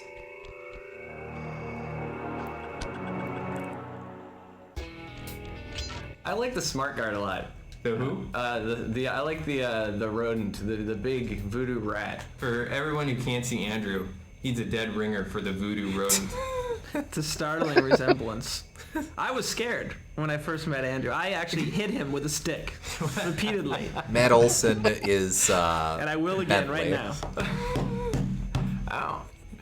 So I The think voodoo that's rodent was one of the few talking in there. this world where I could actually sort of act out what I wanted him to do to any extent, and so he's the most humanoid, I guess.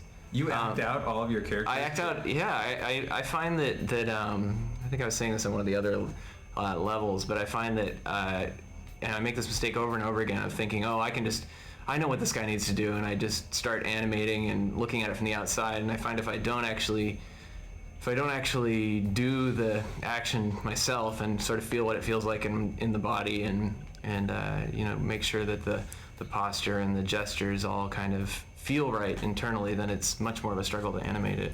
People say especially that the walk for this guy looks like something I would do. I don't think I really walk like that, but I did do that a lot during the week that I was animating him. And You call them smart guards. yeah, the smart guards are that's kind of our internal sort of word for any of the guards that are the flashlight bearing guards that you really want to stay away from, and if they catch you, it's pretty much doomsday. So they're kind of an element of gameplay to really emphasize stealth and convince you that it's not okay just to randomly run through the world bashing things. They're actually called smart because you can't evade them, or at least not easily without taking damage. so that every time you dealt with them, you had to be sneaky. I think some of the repeatedly used pieces were really effective in this, like the way the huts, you have this sense that you're in this big village, and it's a few sort of simple pieces, repeated and decorated with some smaller sort of elements around them, and I don't know, when you're down in and amongst them, it feels like it feels like a rich environment. It feels like you're in this little village of stone teepees. It doesn't look like the same hut over and over again. They each look like they're their own individual hut. When I saw this game for the first time, after already having done the voices, I hadn't seen it when I did the voices, and I just had all these lines. Here is the actual visualization of everything that I had read in the script.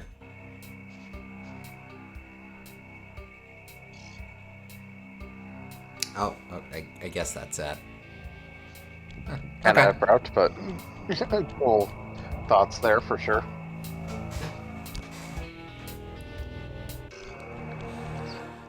All right, next one. We've got Lair of the Beast, Grave Undertaking, and Descent into Danger. Oh, yeah. Each of these levels, each of the standard levels, you unlock a director's commentary if you beat the Master Thief sprint run. Or Master Thief sprint speed run of it. Yeah, I always like director's commentary. It's one of my favorite things to unlock in games that, in terms of like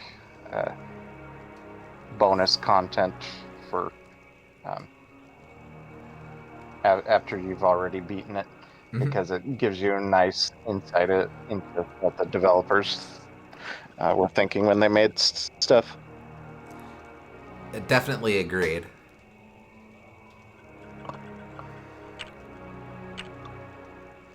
And I've said it before, but it's really neat that this is a studio that to this point had produced or had released one game. This was their second game, and already they had the confidence to package it with something like this, where it's like, yeah, we'll just talk about it. That's a thing that people might be interested in. I guess do Grave Undertaking? Okay.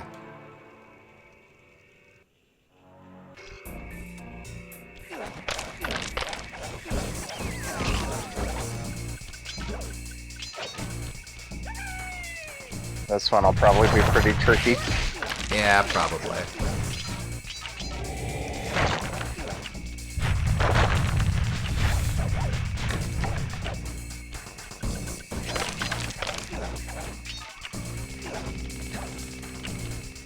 All right, this one up and down. Nope.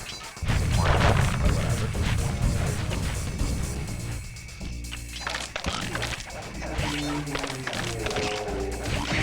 Oh wait, this is the one where we figured out some of the strategies on it.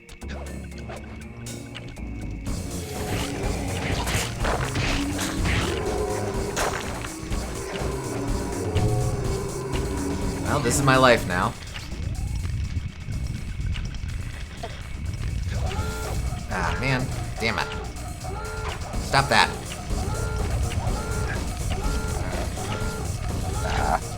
The run. Probably not, but let's see how far I get.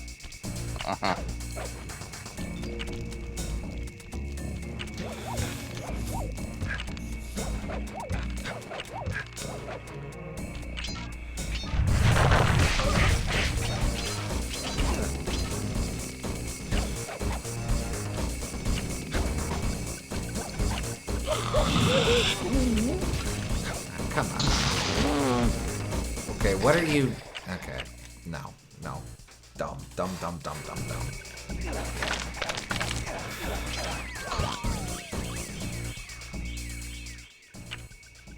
Oh, I didn't even hit the thing. Embarrassing.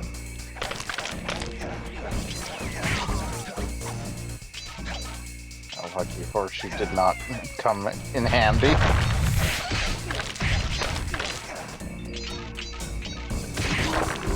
Oh, okay. I can just do that.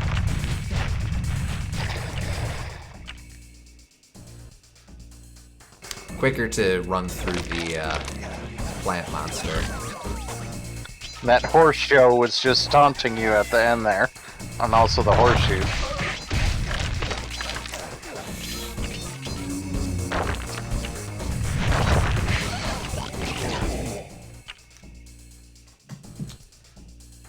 He got ahead of me.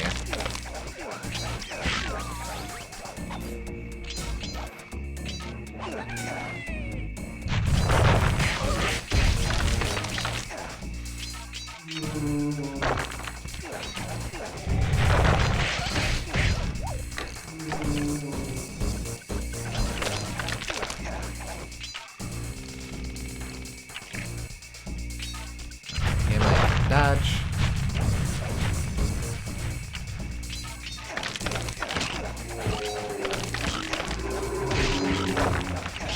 Ah, man, I keep missing the timing on these. Right? Missing the cycle on these, rather. Man. Maybe if I take it wide. Wait, nope. There's no harm in me just playing that out. Never mind.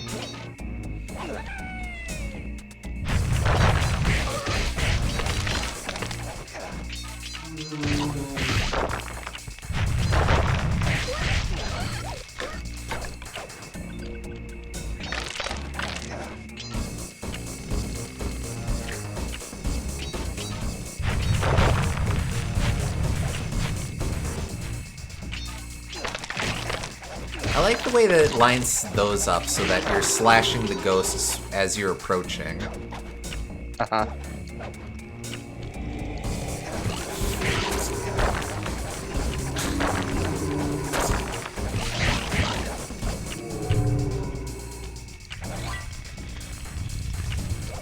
Come on. There you go. Much better.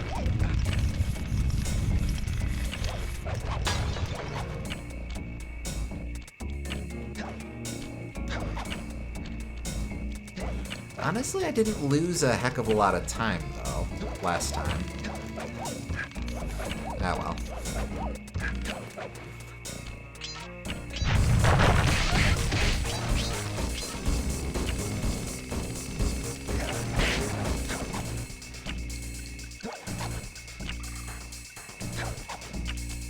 Well, that's almost synced up to the time. That's or the music. That's kind of fun. Why? Oh, not much. Might be okay.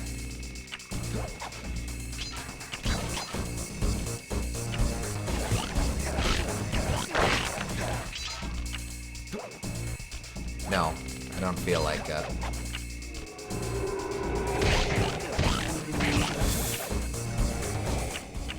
Oh!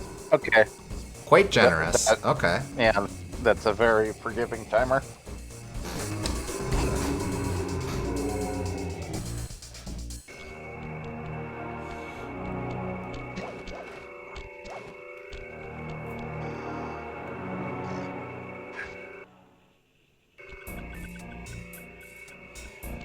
Gomerville's inspired it's the first, when we were modeling, it was the first one, first one for Voodoo, so it was really supposed to decide the style of architecture and land. And we spent a lot of time on the trees because we realized it was 1/3 of the whole level. And I worked on the maps inspired by Kim Nielsen's paintings for, well, specifically the 12 Dancing Princesses, old fairy tale from, I think, around the turn of the century. Kim Nielsen was also the person that inspired the scene in Fantasia with the real droopy trees, and it's got a real cathedral-like scene as the people are all moving through the trees with the candles. And it adds to the mysteriousness of this level. The kind of original game mechanic for this level was just having NPCs that aren't just, you walk up and you hit them and you kill them. They're NPCs that are getting generated from something. You have to fight them down to get to their source and then take out their source. So that's where it started. And luckily, since we're in Voodoo, having them be ghosts makes a lot more sense than a lot of other NPCs. So once Andrew got in and did the modeling and animation of Travis's design for that round ghost, it really took off, because just having the fingers going while he's kind of chasing after you. I love the ghost in this level. Yeah, and a lot of the great camera angles you see is not by the modeler, it's all by the game designer. And so it's really great to have, we really put a focus on getting great cameras from the get-go, and then I'll go in and compose, but it's really nice. We really lock them off and let me work with what the camera is, so we don't change any gameplay, and we just enhance the experience more by just sculpting. Also, I think in the inspiration of a lot of the art style, I think Dev and Travis gathered a lot of research from all kinds of tribal original peoples' architecture and props, and the lanterns and the gourds and the ropes and the bones, and it's pretty much all organic, based on what you would have if you were living without a mill to mill your lumber with. And keeping it all organic is part of the fun of this one. Yeah, we decided to make, instead of making the moss a buddy or having it be just a bitmap, we decided to model and just make it puffy, which made it very toony.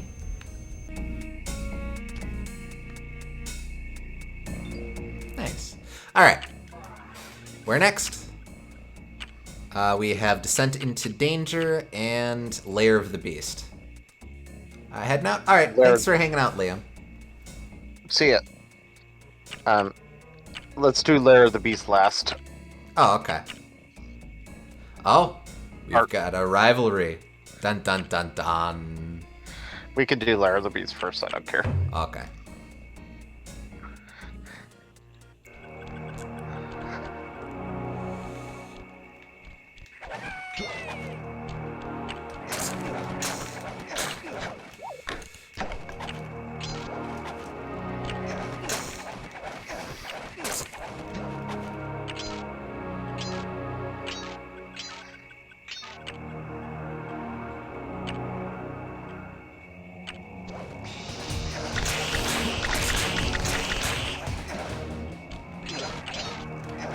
Oh, up here. What? Okay.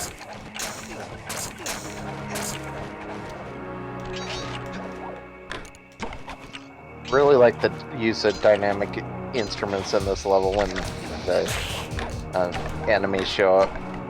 Agreed. It turns this really ethereal song into something that freaks you out. What? Why? How far back am I going? Oh, okay.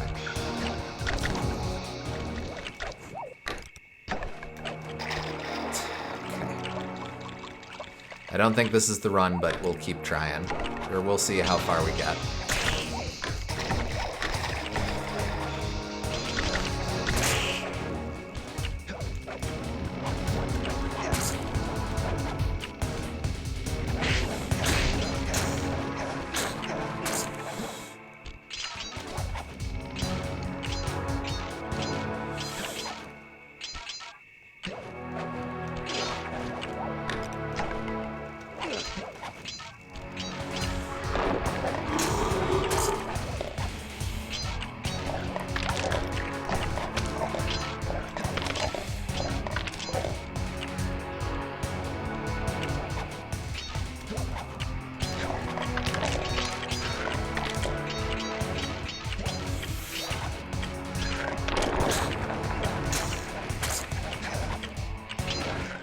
Honestly got really close, though. Yeah. If I hadn't fumbled those 2 times, that would have been great.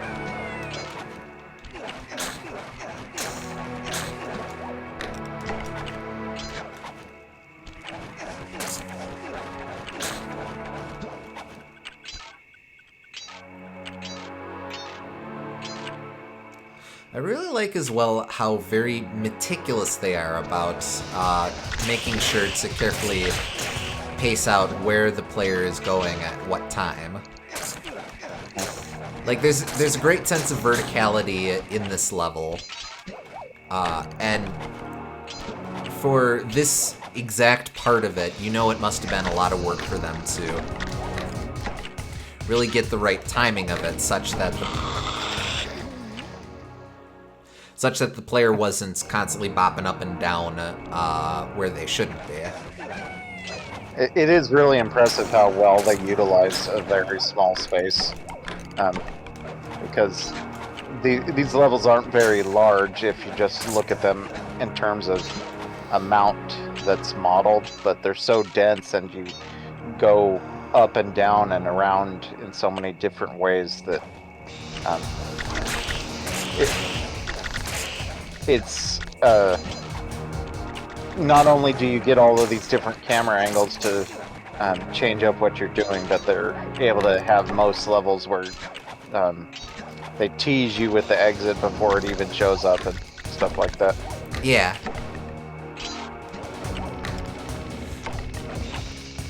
Okay. Uh-oh. Come on. Don't be a weenie. No! I said not to be a weenie! Why are you being a weenie? No, no, no, no, no, no, no, no, no. That wasn't really a weenie. He made a brave jump. He just failed. I was yelling at the game, not at the care. Whatever. I thought you were doing a Zap Brannigan. Quit exploding, you cowards!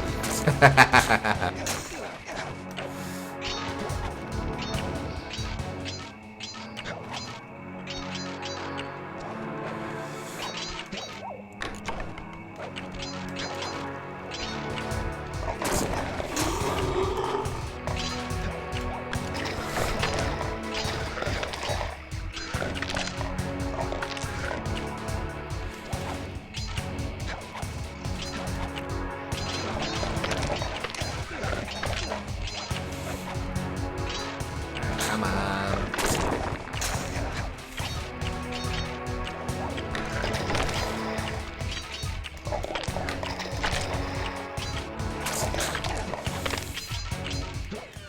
Ooh, no. Okay, alright. But I'm sure if I don't stumble at all, I'll be fine.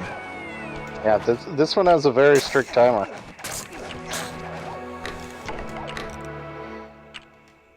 Case in point. Although that one, that wouldn't have been as bad as some of the others I've gotten. Yeah. I like that for this level, though. It seems like this one especially is very forward momentum, not a lot of cycles or start and stop, so they're able to time out very specifically the time you need for it.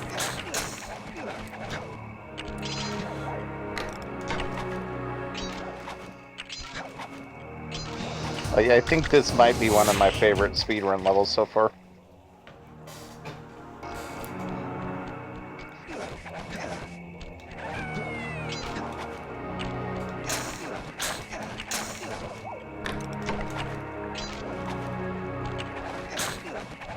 I don't think I disagree. Yeah, I've been trying to think of what I have, what I'd put over it or anything, but no, I really like a lot of this. In general, this is a very unlikely but really strong representation of a lot of this game's design motifs, level design motifs at their very strongest. And I absolutely did not remember this level existing, too, until, I guess, an hour and a half ago. Why?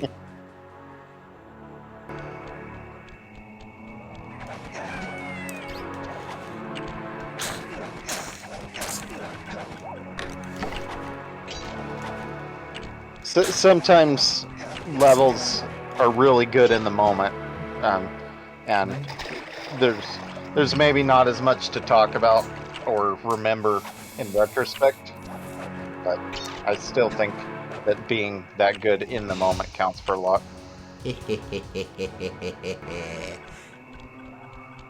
Agreed. So you found us a shortcut, I see.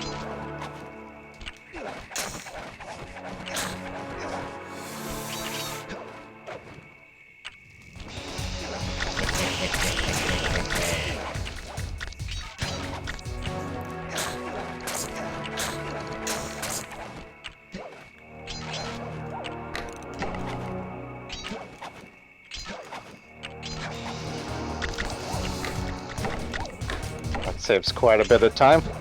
Agreed. Okay. Let's do these, but better. There we go. Oh, okay.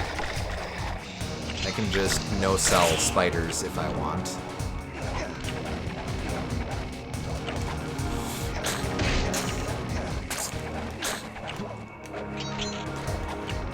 Nope.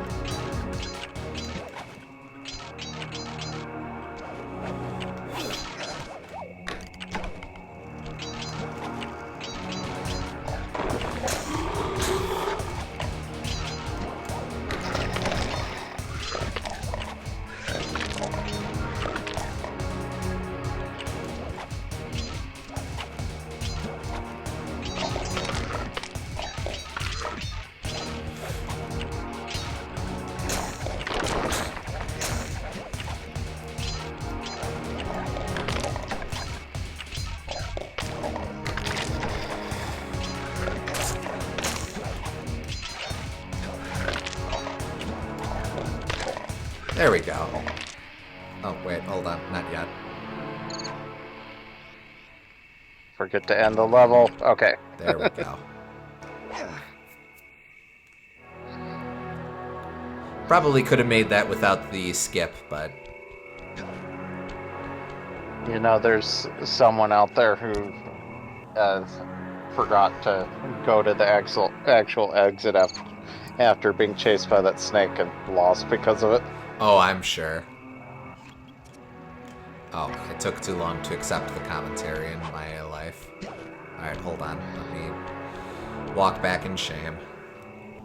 Imagine if the timer kept counting down during the cutscene. Thankfully, this game is polite enough not to do that. Unlike some games. One of the things that's sort of interesting about this level, it's the first one that actually has a big shot to open the level. As we were developing the product, this is the first game level that we built that had that, yeah. Yeah, so that there's a really low camera looking up at the gate to try and give the sense that there was something very large inside, and to kind of be imposing, like the gate in the original King Kong movie. Right. When they get off the boat, King Kong all is these public natives domain. who are sort of fearing the other side of the gate, trying to get that vibe across with this initial shot. I thought it also was. the Maybe one not. of the sort of the design goals for the level was to focus on Sly's rail run move. So there are a lot of I don't think it branches was that you can jump public on, domain at the and, time, no. Feeling pretty ninja-like as you can move on these surfaces that a normal person can't. So Sly, being upgraded to the point of near master thief, is able to traverse the treetops in this very cool kind of anime way. Yeah, I always thought it was really cool how he moved sort of between using his hook and his feet, and doing regular landings and Interesting and that they're sliding using and running anime as a uphill. descriptor It just in feels like he 2002. covers a lot of different sort of modes and the way you move through it. And I remember actually before we had the control scheme worked out, you had to use different buttons to land with your feet and grab with your hook. And it would just explode your mind to try and play this level because you're trying to run away from this giant snake and still remember to hit the, circle for this and the square for that and or whatever it was. But I just remember it being very sort of exhausting to play in its original control scheme. Yeah, you really had to memorize the buttons. How about the modeling on the trees? What were some of the challenges you faced? Actually, going over poly budget was the biggest challenge, I think. Because they're such, cool, scary shapes. We wanted to get out of that, and to get the kind of gnarled branches that we wanted. It was easy to go over poly budget, and there's so many of them that just added up to be kind of a nightmare. We had to go back in and redo some of the modeling and kind of limit our use of the trees, but it turned out looking pretty good, I think. Did you have to go through any kind of special rigmarole to make sure that the true gameplay path was clean? But I mean, because there are a lot of kind of side branches that don't look playable, yet they exist in the world. Yeah, I pretty much went through the game tree by tree and placed each branch with a reason. I didn't just go in and just start. Do every branch. Every branch Wow. has a reason. Well, that's I mean, you can see it. every branch that's in the gameplay zone, right? Because I mean, Right, there's those yeah. top branches that you can never get to. Right. The top branches aren't too bad, but some of the branches sticking out of the side of the trunk are separate models, Yeah. and I put them in there only for visual reasons and to get them out of the way. You know, if they were in the way of gameplay.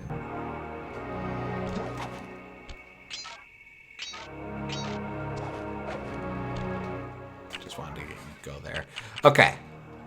Then that just leaves descent into danger.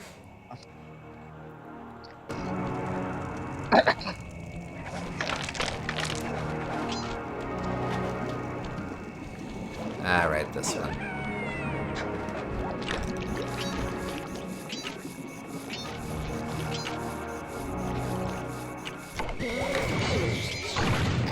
Dead. Rude.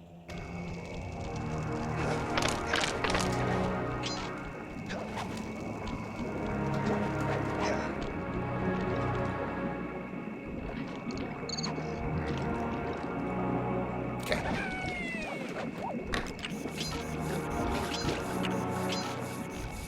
Gotta get on the right cycle. Cool. Oh, yeah, so nicely.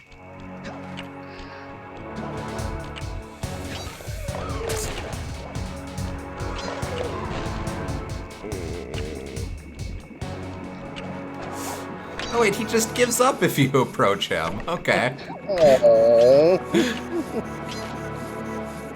Like a scaredy shroom.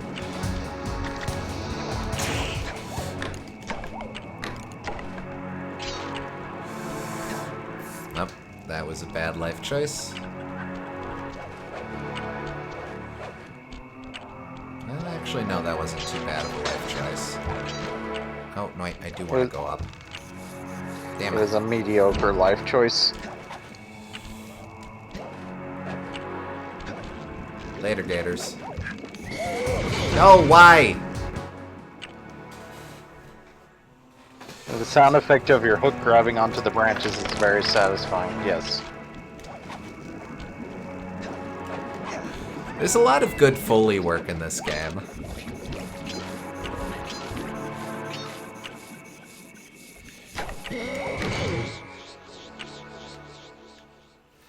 Need to wait for the right cycle. I wanted to not wait for the right cycle, but that was wrong.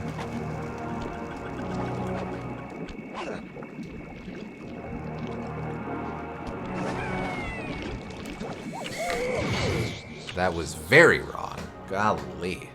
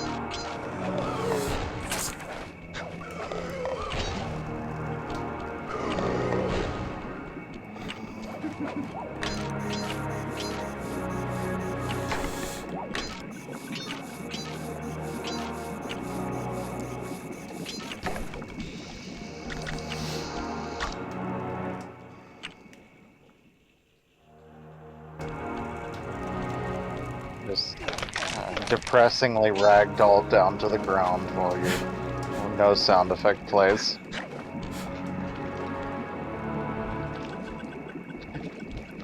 Just extra degrading. Yeah. Yeah.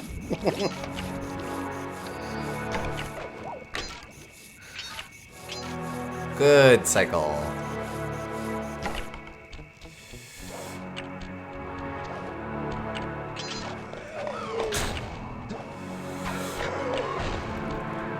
Nope.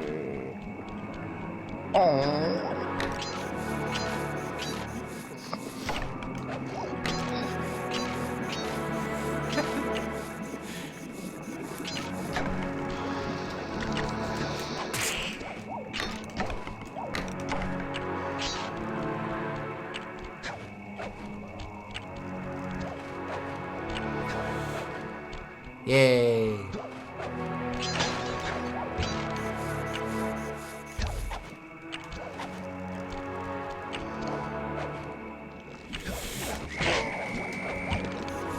Nothing.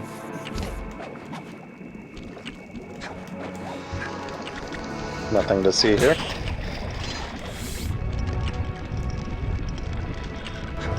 Why?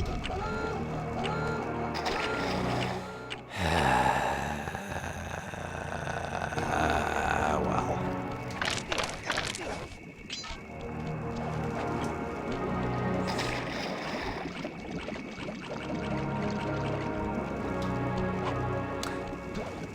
I don't...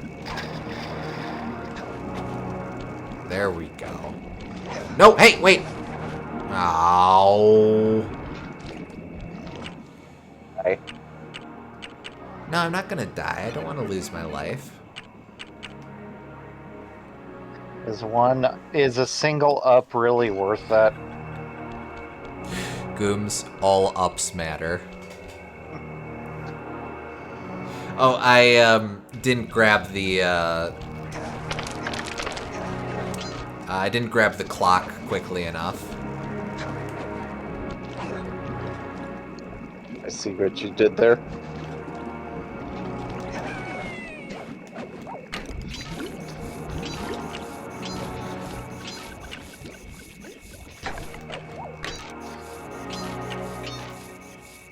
Bye.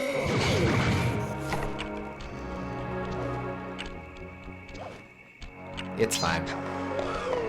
Don't worry about it.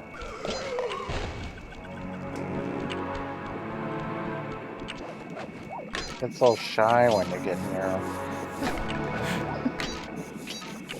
I think he just doesn't know how to make friends.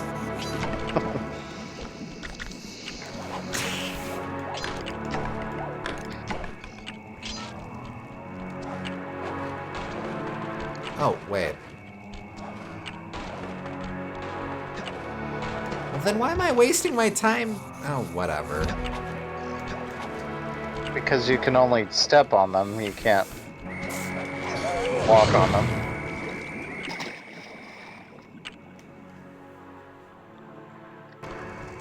But I can jump off of them. Oh, the hourglass disappearing is based on how much time has passed since starting the level. Apparently, Indeed. yes.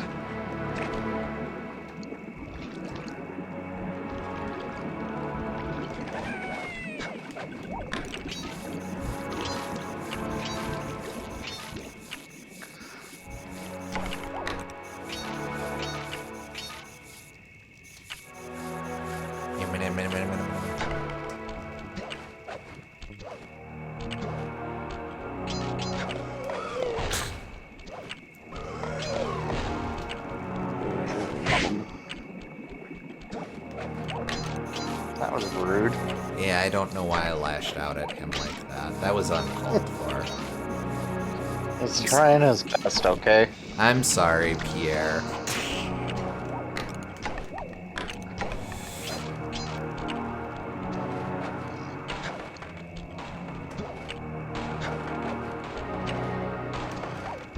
Yeah, that's way faster.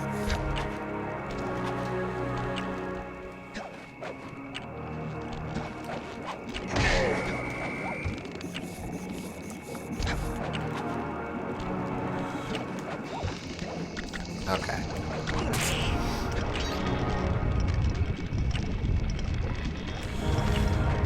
Okay.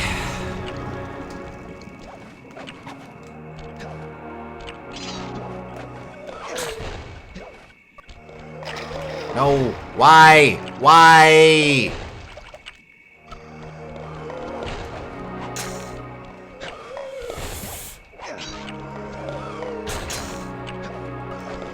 Oh, I didn't think I actually defeated that one.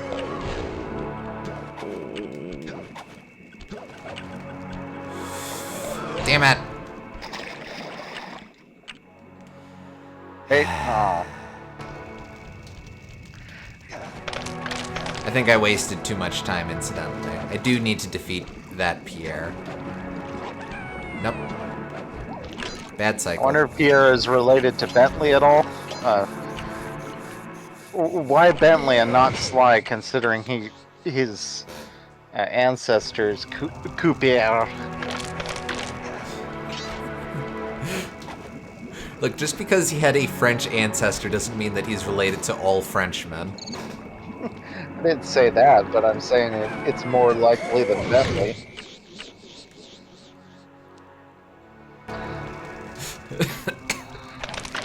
Because Pierre is a turtle?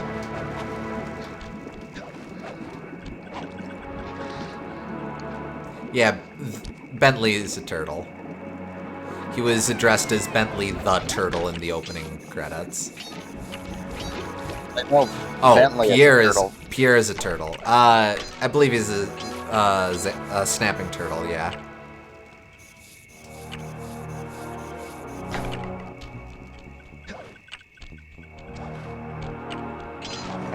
Not all turtles are the same. SG. Don't make me put you in the box that I put LB into. Wait, what's that mean? Hey, you know what you did. This is about Jelly Bob. He deserved it. Wow. Wow. Wow.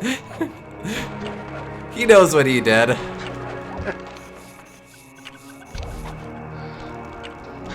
All Jelly Bob wanted to be was a friend. I'd like to see you beat Wario Land 3 without his help.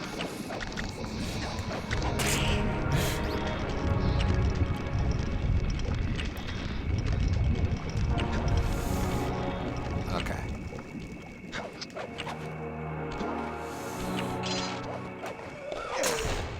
Why?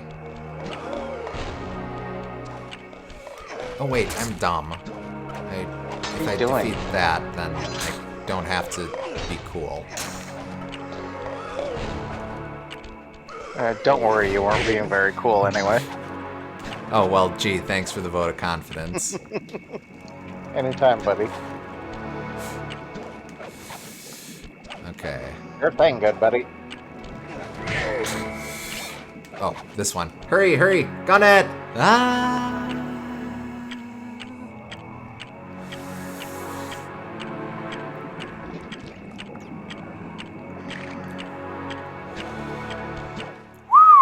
Okay, that was almost really stupid. I gotta stop whistling into the microphone like that. Sorry, folks.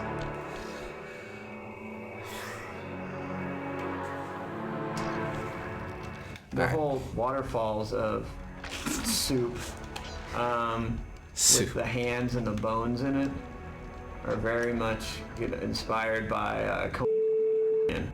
The scene where they're going Conan? into get the or whatever. There you see this big cauldron of soup that has hands and all this gory stuff in it, and I was like, well, it's nice as in a pot, but as a waterfall, I would like Boy, it very much. that really grosses me out. Made me happy.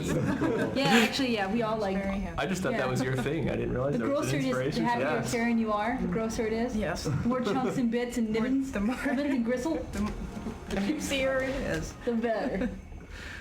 Yeah, originally we were experimenting with how to the very first one had the floor and the ceiling were two separate objects and the walls were skinned between them, so when the floor, you would jump on the floor and the floor would move around and the whole walls would stretch and distort, but Like being on a tongue. being on a tongue that's pulling on the cheek or something, right? Yeah. The floor was like a trampoline, and then the entryways would stretch and distort, so the actual doorways would get smaller and bigger. And Right. It's kind of a clever idea.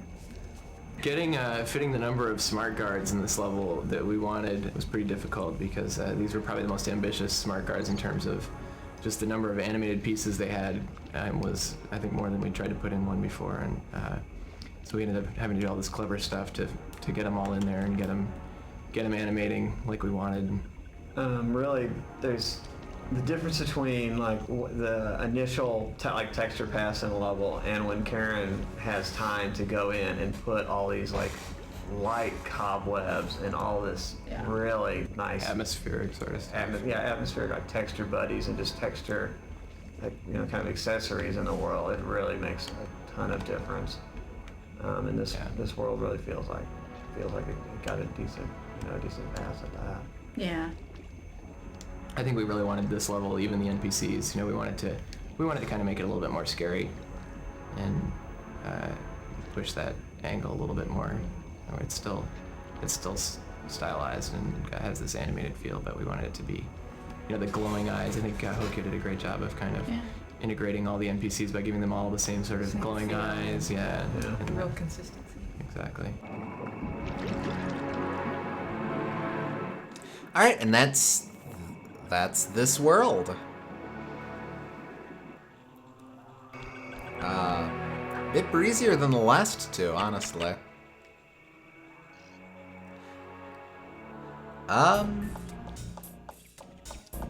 What do you want to do? We're doing all right on time. Do you want to get started on the next world as well? Travel plans to China have all been worked out. Probably on account of how many non-standard levels it had. Inclined to agree, yeah.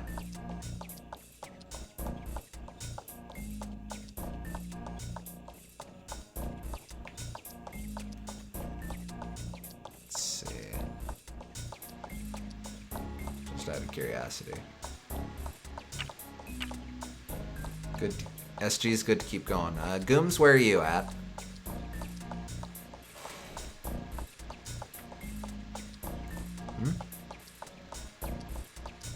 Gooms, if you're saying stuff, we can't hear ya.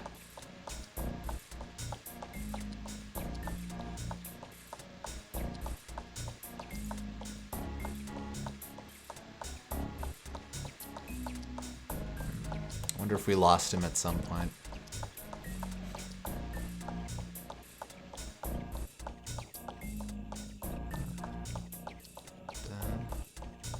I do like that as when you clear out the world, that's not going to show up. You get all the little knickknacks or all sorts of little set dressings from the world itself. Oh, wait. I'm yes, back. Gooms? Oh, okay. Yep. Are you have to restream to me if you're gonna? Oh, okay. Sure. Hold on. I was just saying we just wrapped up this world. We're still doing all right on time. Did you want to get a head start on the next one? We could get it started, I think. Okay. Plans to China have all been worked out. Yeah, the internet cut out for a second. I choose to take that reading over SG's. All right, well, let's get started then. Probably not finishing this tonight, but we'll at least get her going.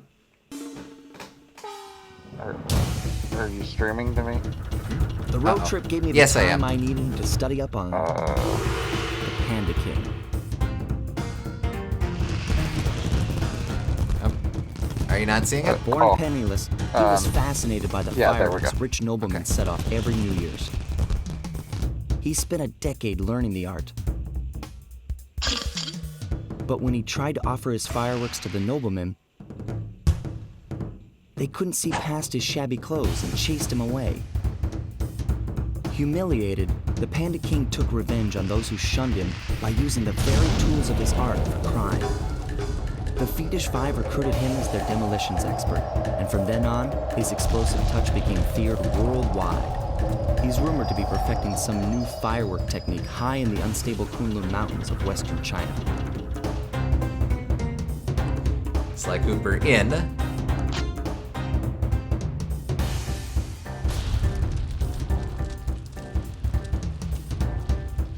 Fire in the sky.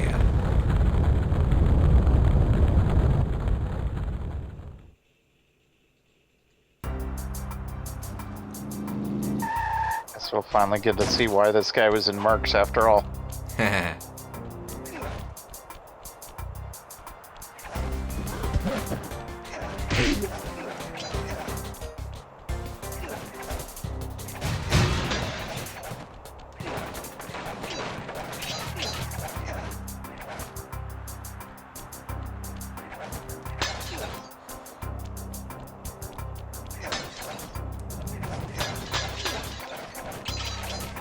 Some of it was just a blatant bias. I think I remember this being my favorite world when I first played it. Gotcha. It's been a while though. Actually, wait. Oh wait, no, I can tell what enemies are now. Yep, and I'm going to tell what they are from its relative safety. We have Wonton Monkeyspherum. I think it's Wonton. I think you're right. He weighs 1 ton. And Andre, Gorillus Caterpillus. I appreciate it. It has a unique outline that it makes in the snow when you die in it. I didn't even catch that. Kung Pao, Stichius baboonium, lives for World Cup soccer.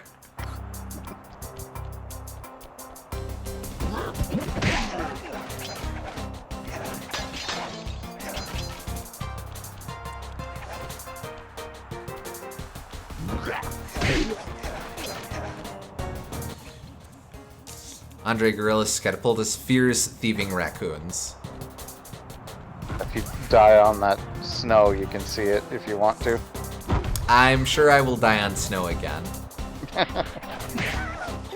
It might have been the shadow, but...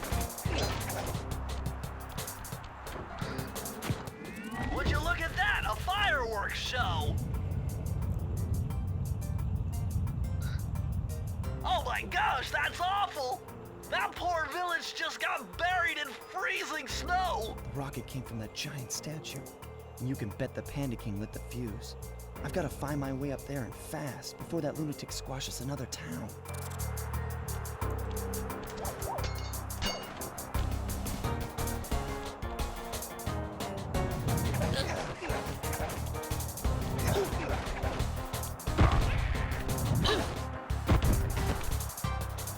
Yeah, I think that is just the shadow.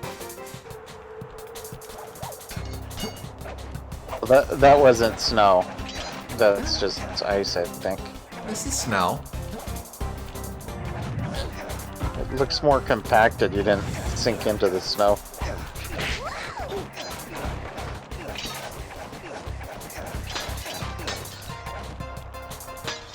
Oh, I see, could now, be wrong. Now that's just a very fun camera angle. Yes.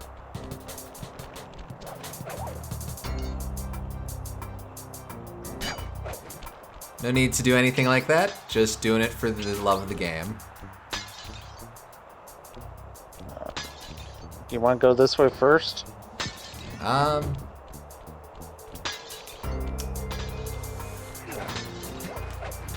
guess I don't.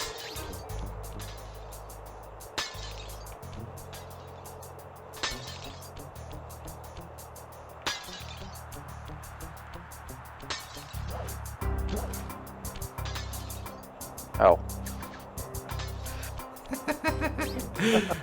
Well, good to be sure. Yep.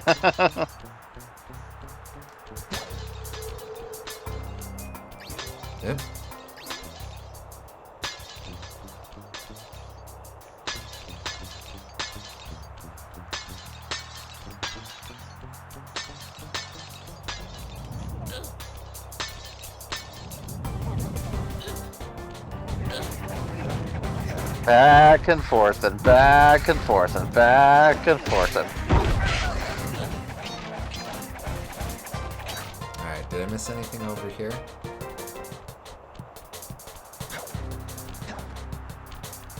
Nah.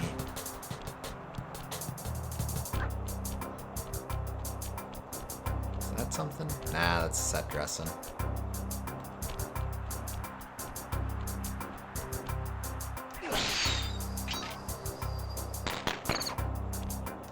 What flavor is it? The set dressing? Yeah. Was it Caesar or Italian or ranch? Oh. That took me way too long to parse. Thousand Island. Fair enough.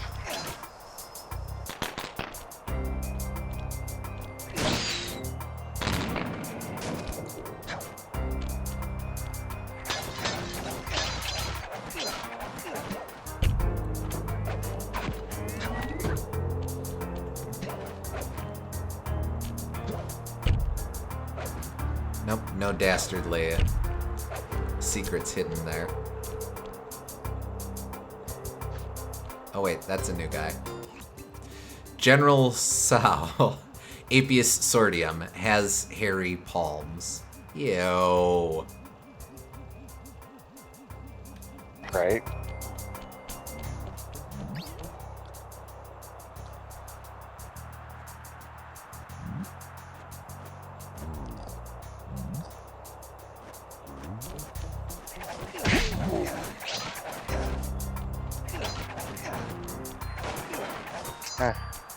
So that'll be it. I kind of gave them a pass in the last world because there's it's a certain vibe that's hard to get otherwise, and you kind of have to dip your toe into some things that could be perceived as problematic to do it. This I think they could have done a little bit better. Yeah. China in this series is very much, it's very much the stereotype. Yeah. I maintain I don't think they're mean about it, but it's definitely stereotypical. They're not, but like... I wouldn't say that Mortal Kombat is being mean about it either, and it's kind of like easy to roll your eyes at Mortal Kombat. Sure. Alright, so we'll want to double back here once we've got all of the bottles.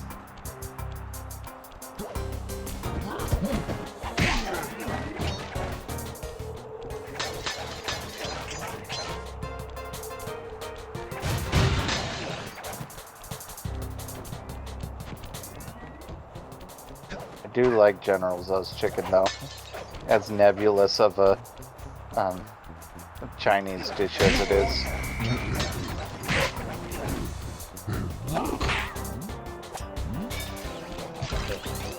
Do you know how that dish got invented? Actually, no, I don't. It was made for Americans because they thought that it would appeal to the American palate. It was served for an American general, and but it was technically in China, although it wasn't like a traditional Chinese dish or anything. Oh, interesting. Okay.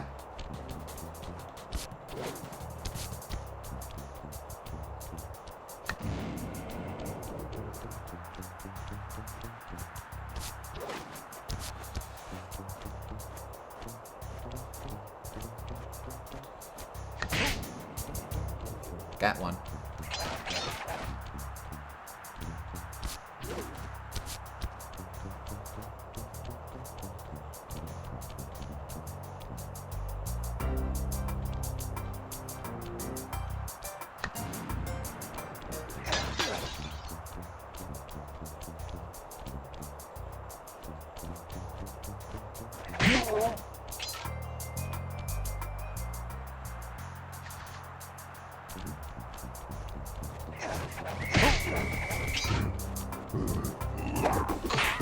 Ow.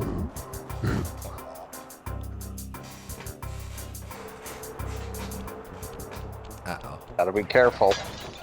Yeah, I'm actually in trouble if they get me again.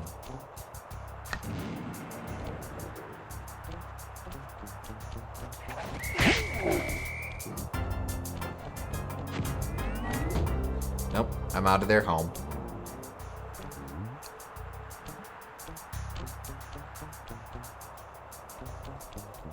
There will be no General Zo Jamboree here.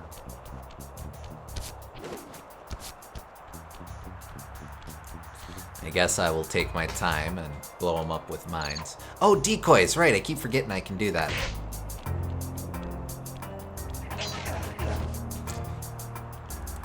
Let's see.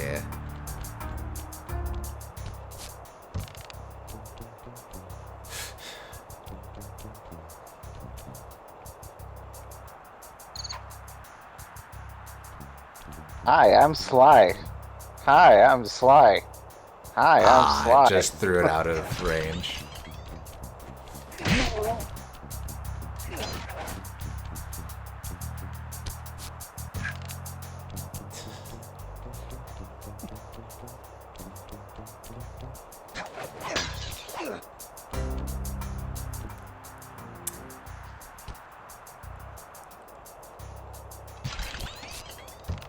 Nope.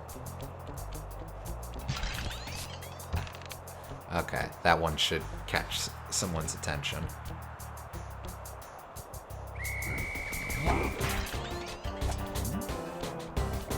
Wait. It No. made it worse. I'll stick with the mines.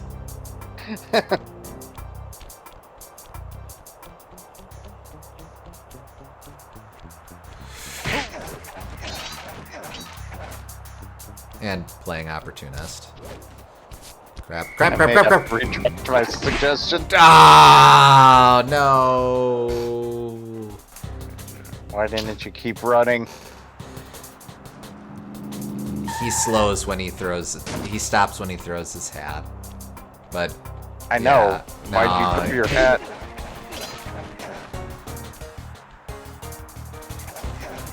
Sometimes I do things and I don't know why. But in this instance, I just made a bad life choice. Made a plan, did not shake out.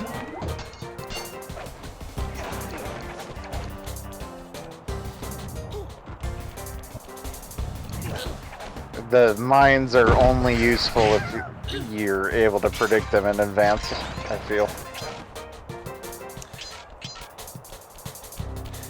So that is actually a great place for me to use mines. I just need to use mines wisely. Exactly.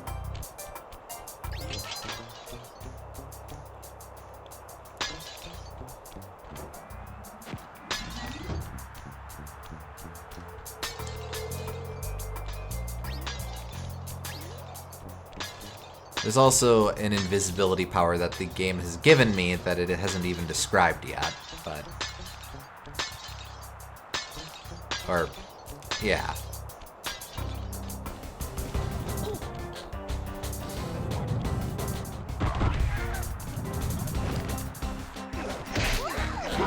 Oh, thank you.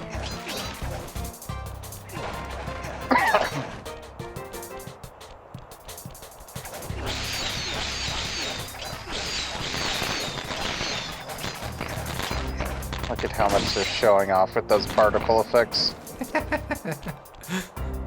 It's like it's a friggin' Golden Sun game here or something.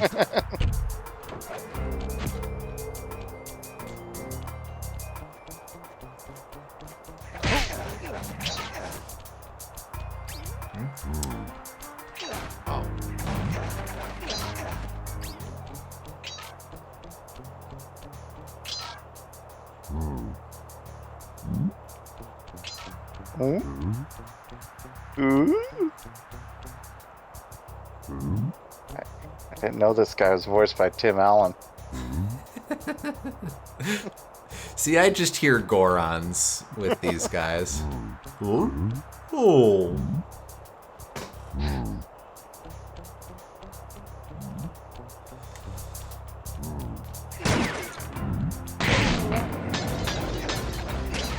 It's, my head again.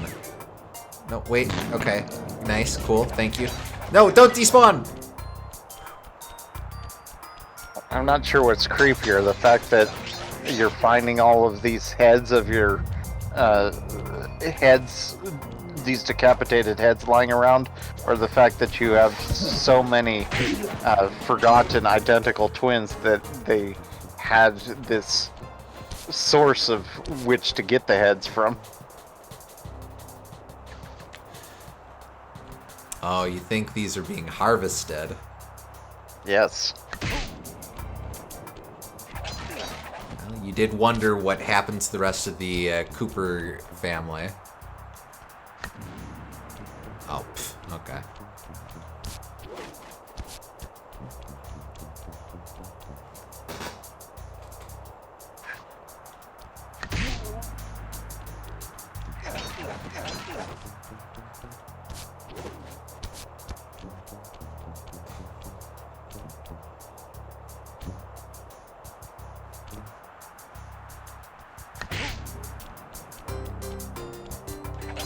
How much kick am I putting in my hats? Uh-oh. Oh no, we're okay. A little too okay.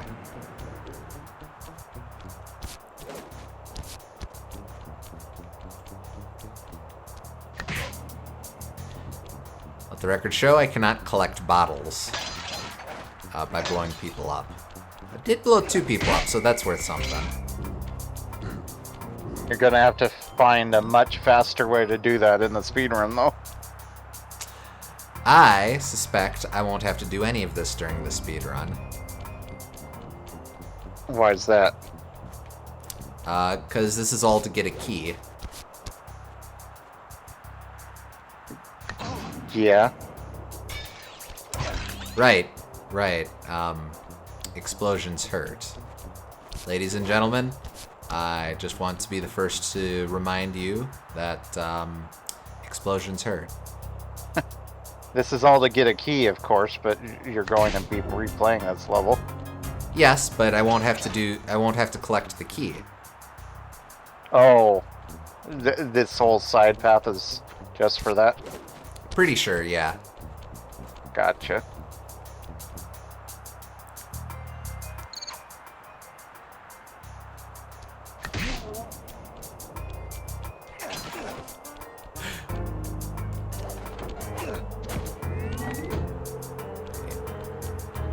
Yes, indeed.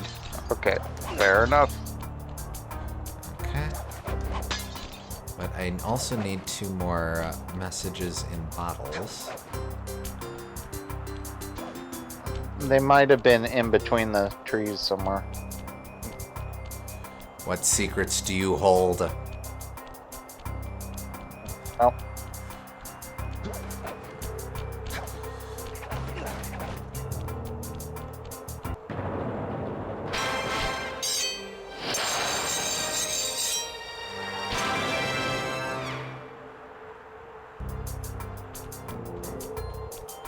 Had you going for a second there.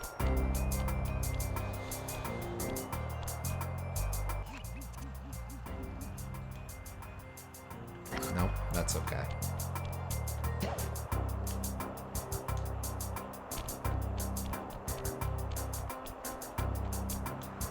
Well, there's one.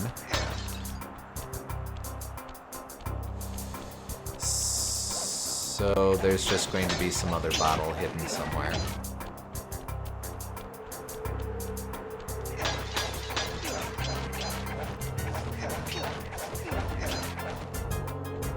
Yeah, I guess you missed it. Man, okay, well, let's wander through here again.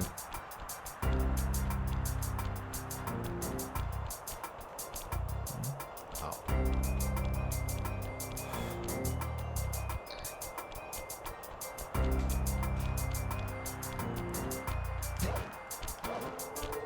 Yeah, I don't think it's with these trees. It must have just been somewhere earlier. Yeah, probably. Okay. No, that's okay. I need to double back a little anyway.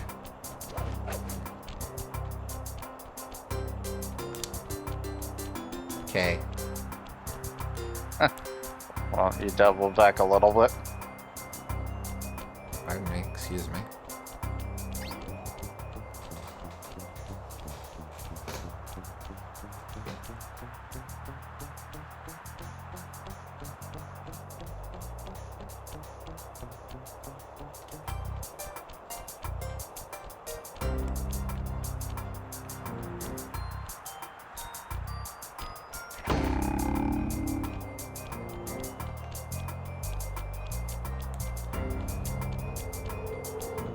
Oh, it's Panda King.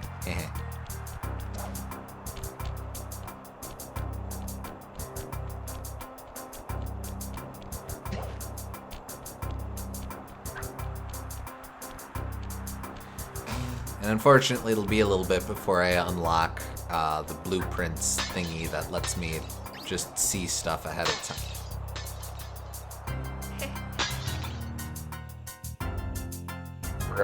Ahead of time.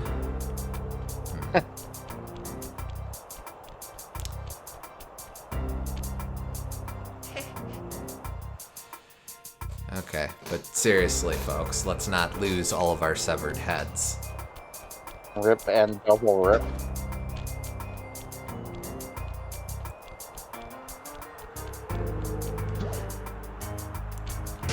Oh. Oh, why, thank you. Is that... Nope, I do have to just backtrack here. Nope, stop that.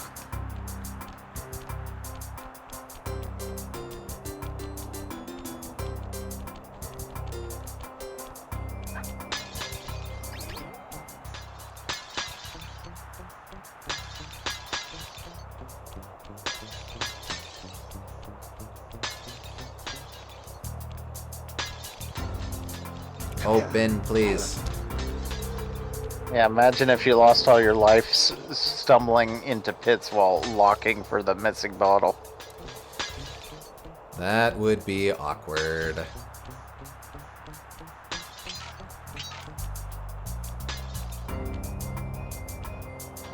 Was I there? Yes, I was.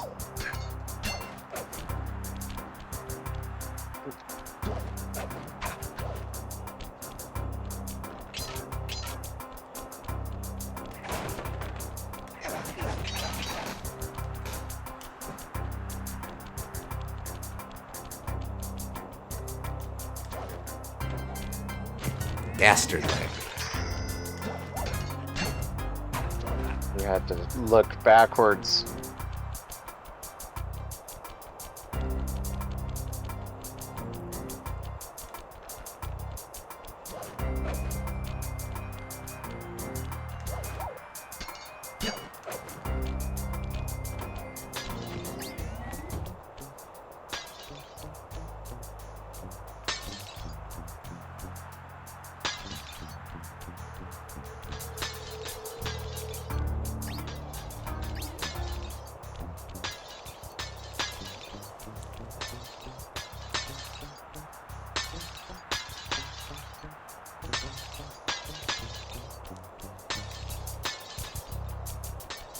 Luckily, I can just speed through here. This is an upshot to having a fast forward function. Press the circle to enter the vault code. I got a real headache figuring this one out. Input 578.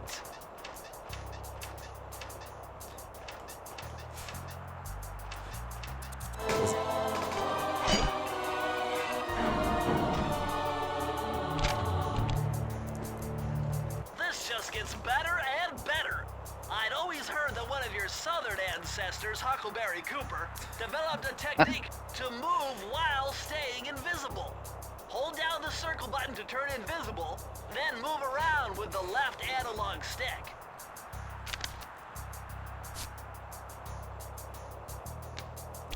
Alright, so strictly speaking, the game hasn't demonstrated the ability to turn invisible yet, but we can indeed go invisible and slowly move around.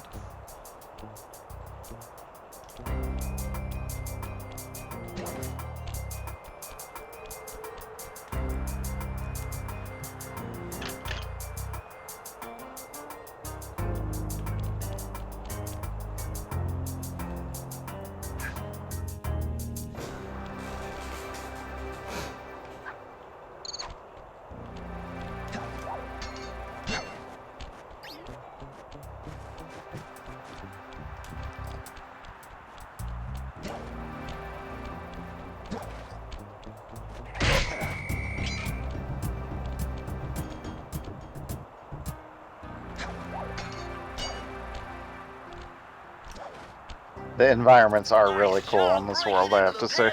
Yeah. Compound. I think I figured out a way to get to the top of that giant statue. But unfortunately, it's obstructed by this reinforced ceiling hatch. No problem. They seem to have plenty of firepower around here. I'll just have to find a few more treasure keys to get at it. Attention, valued employee. Sadly, company elect not to pay for Analyst protection service, and so I am forced to bury alive under many ton of snow. Please be on guard for any surviving villager that come looking for revenge. Thank you. That is all.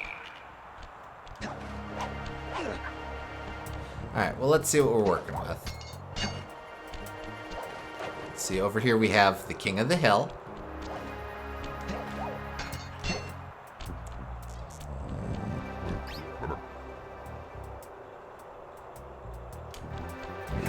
The Unseen Foe.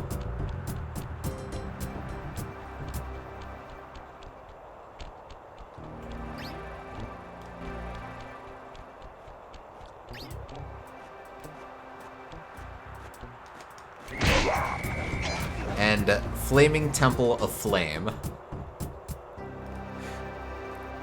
I think we should probably wrap it up around here since we've been streaming for 3 hours.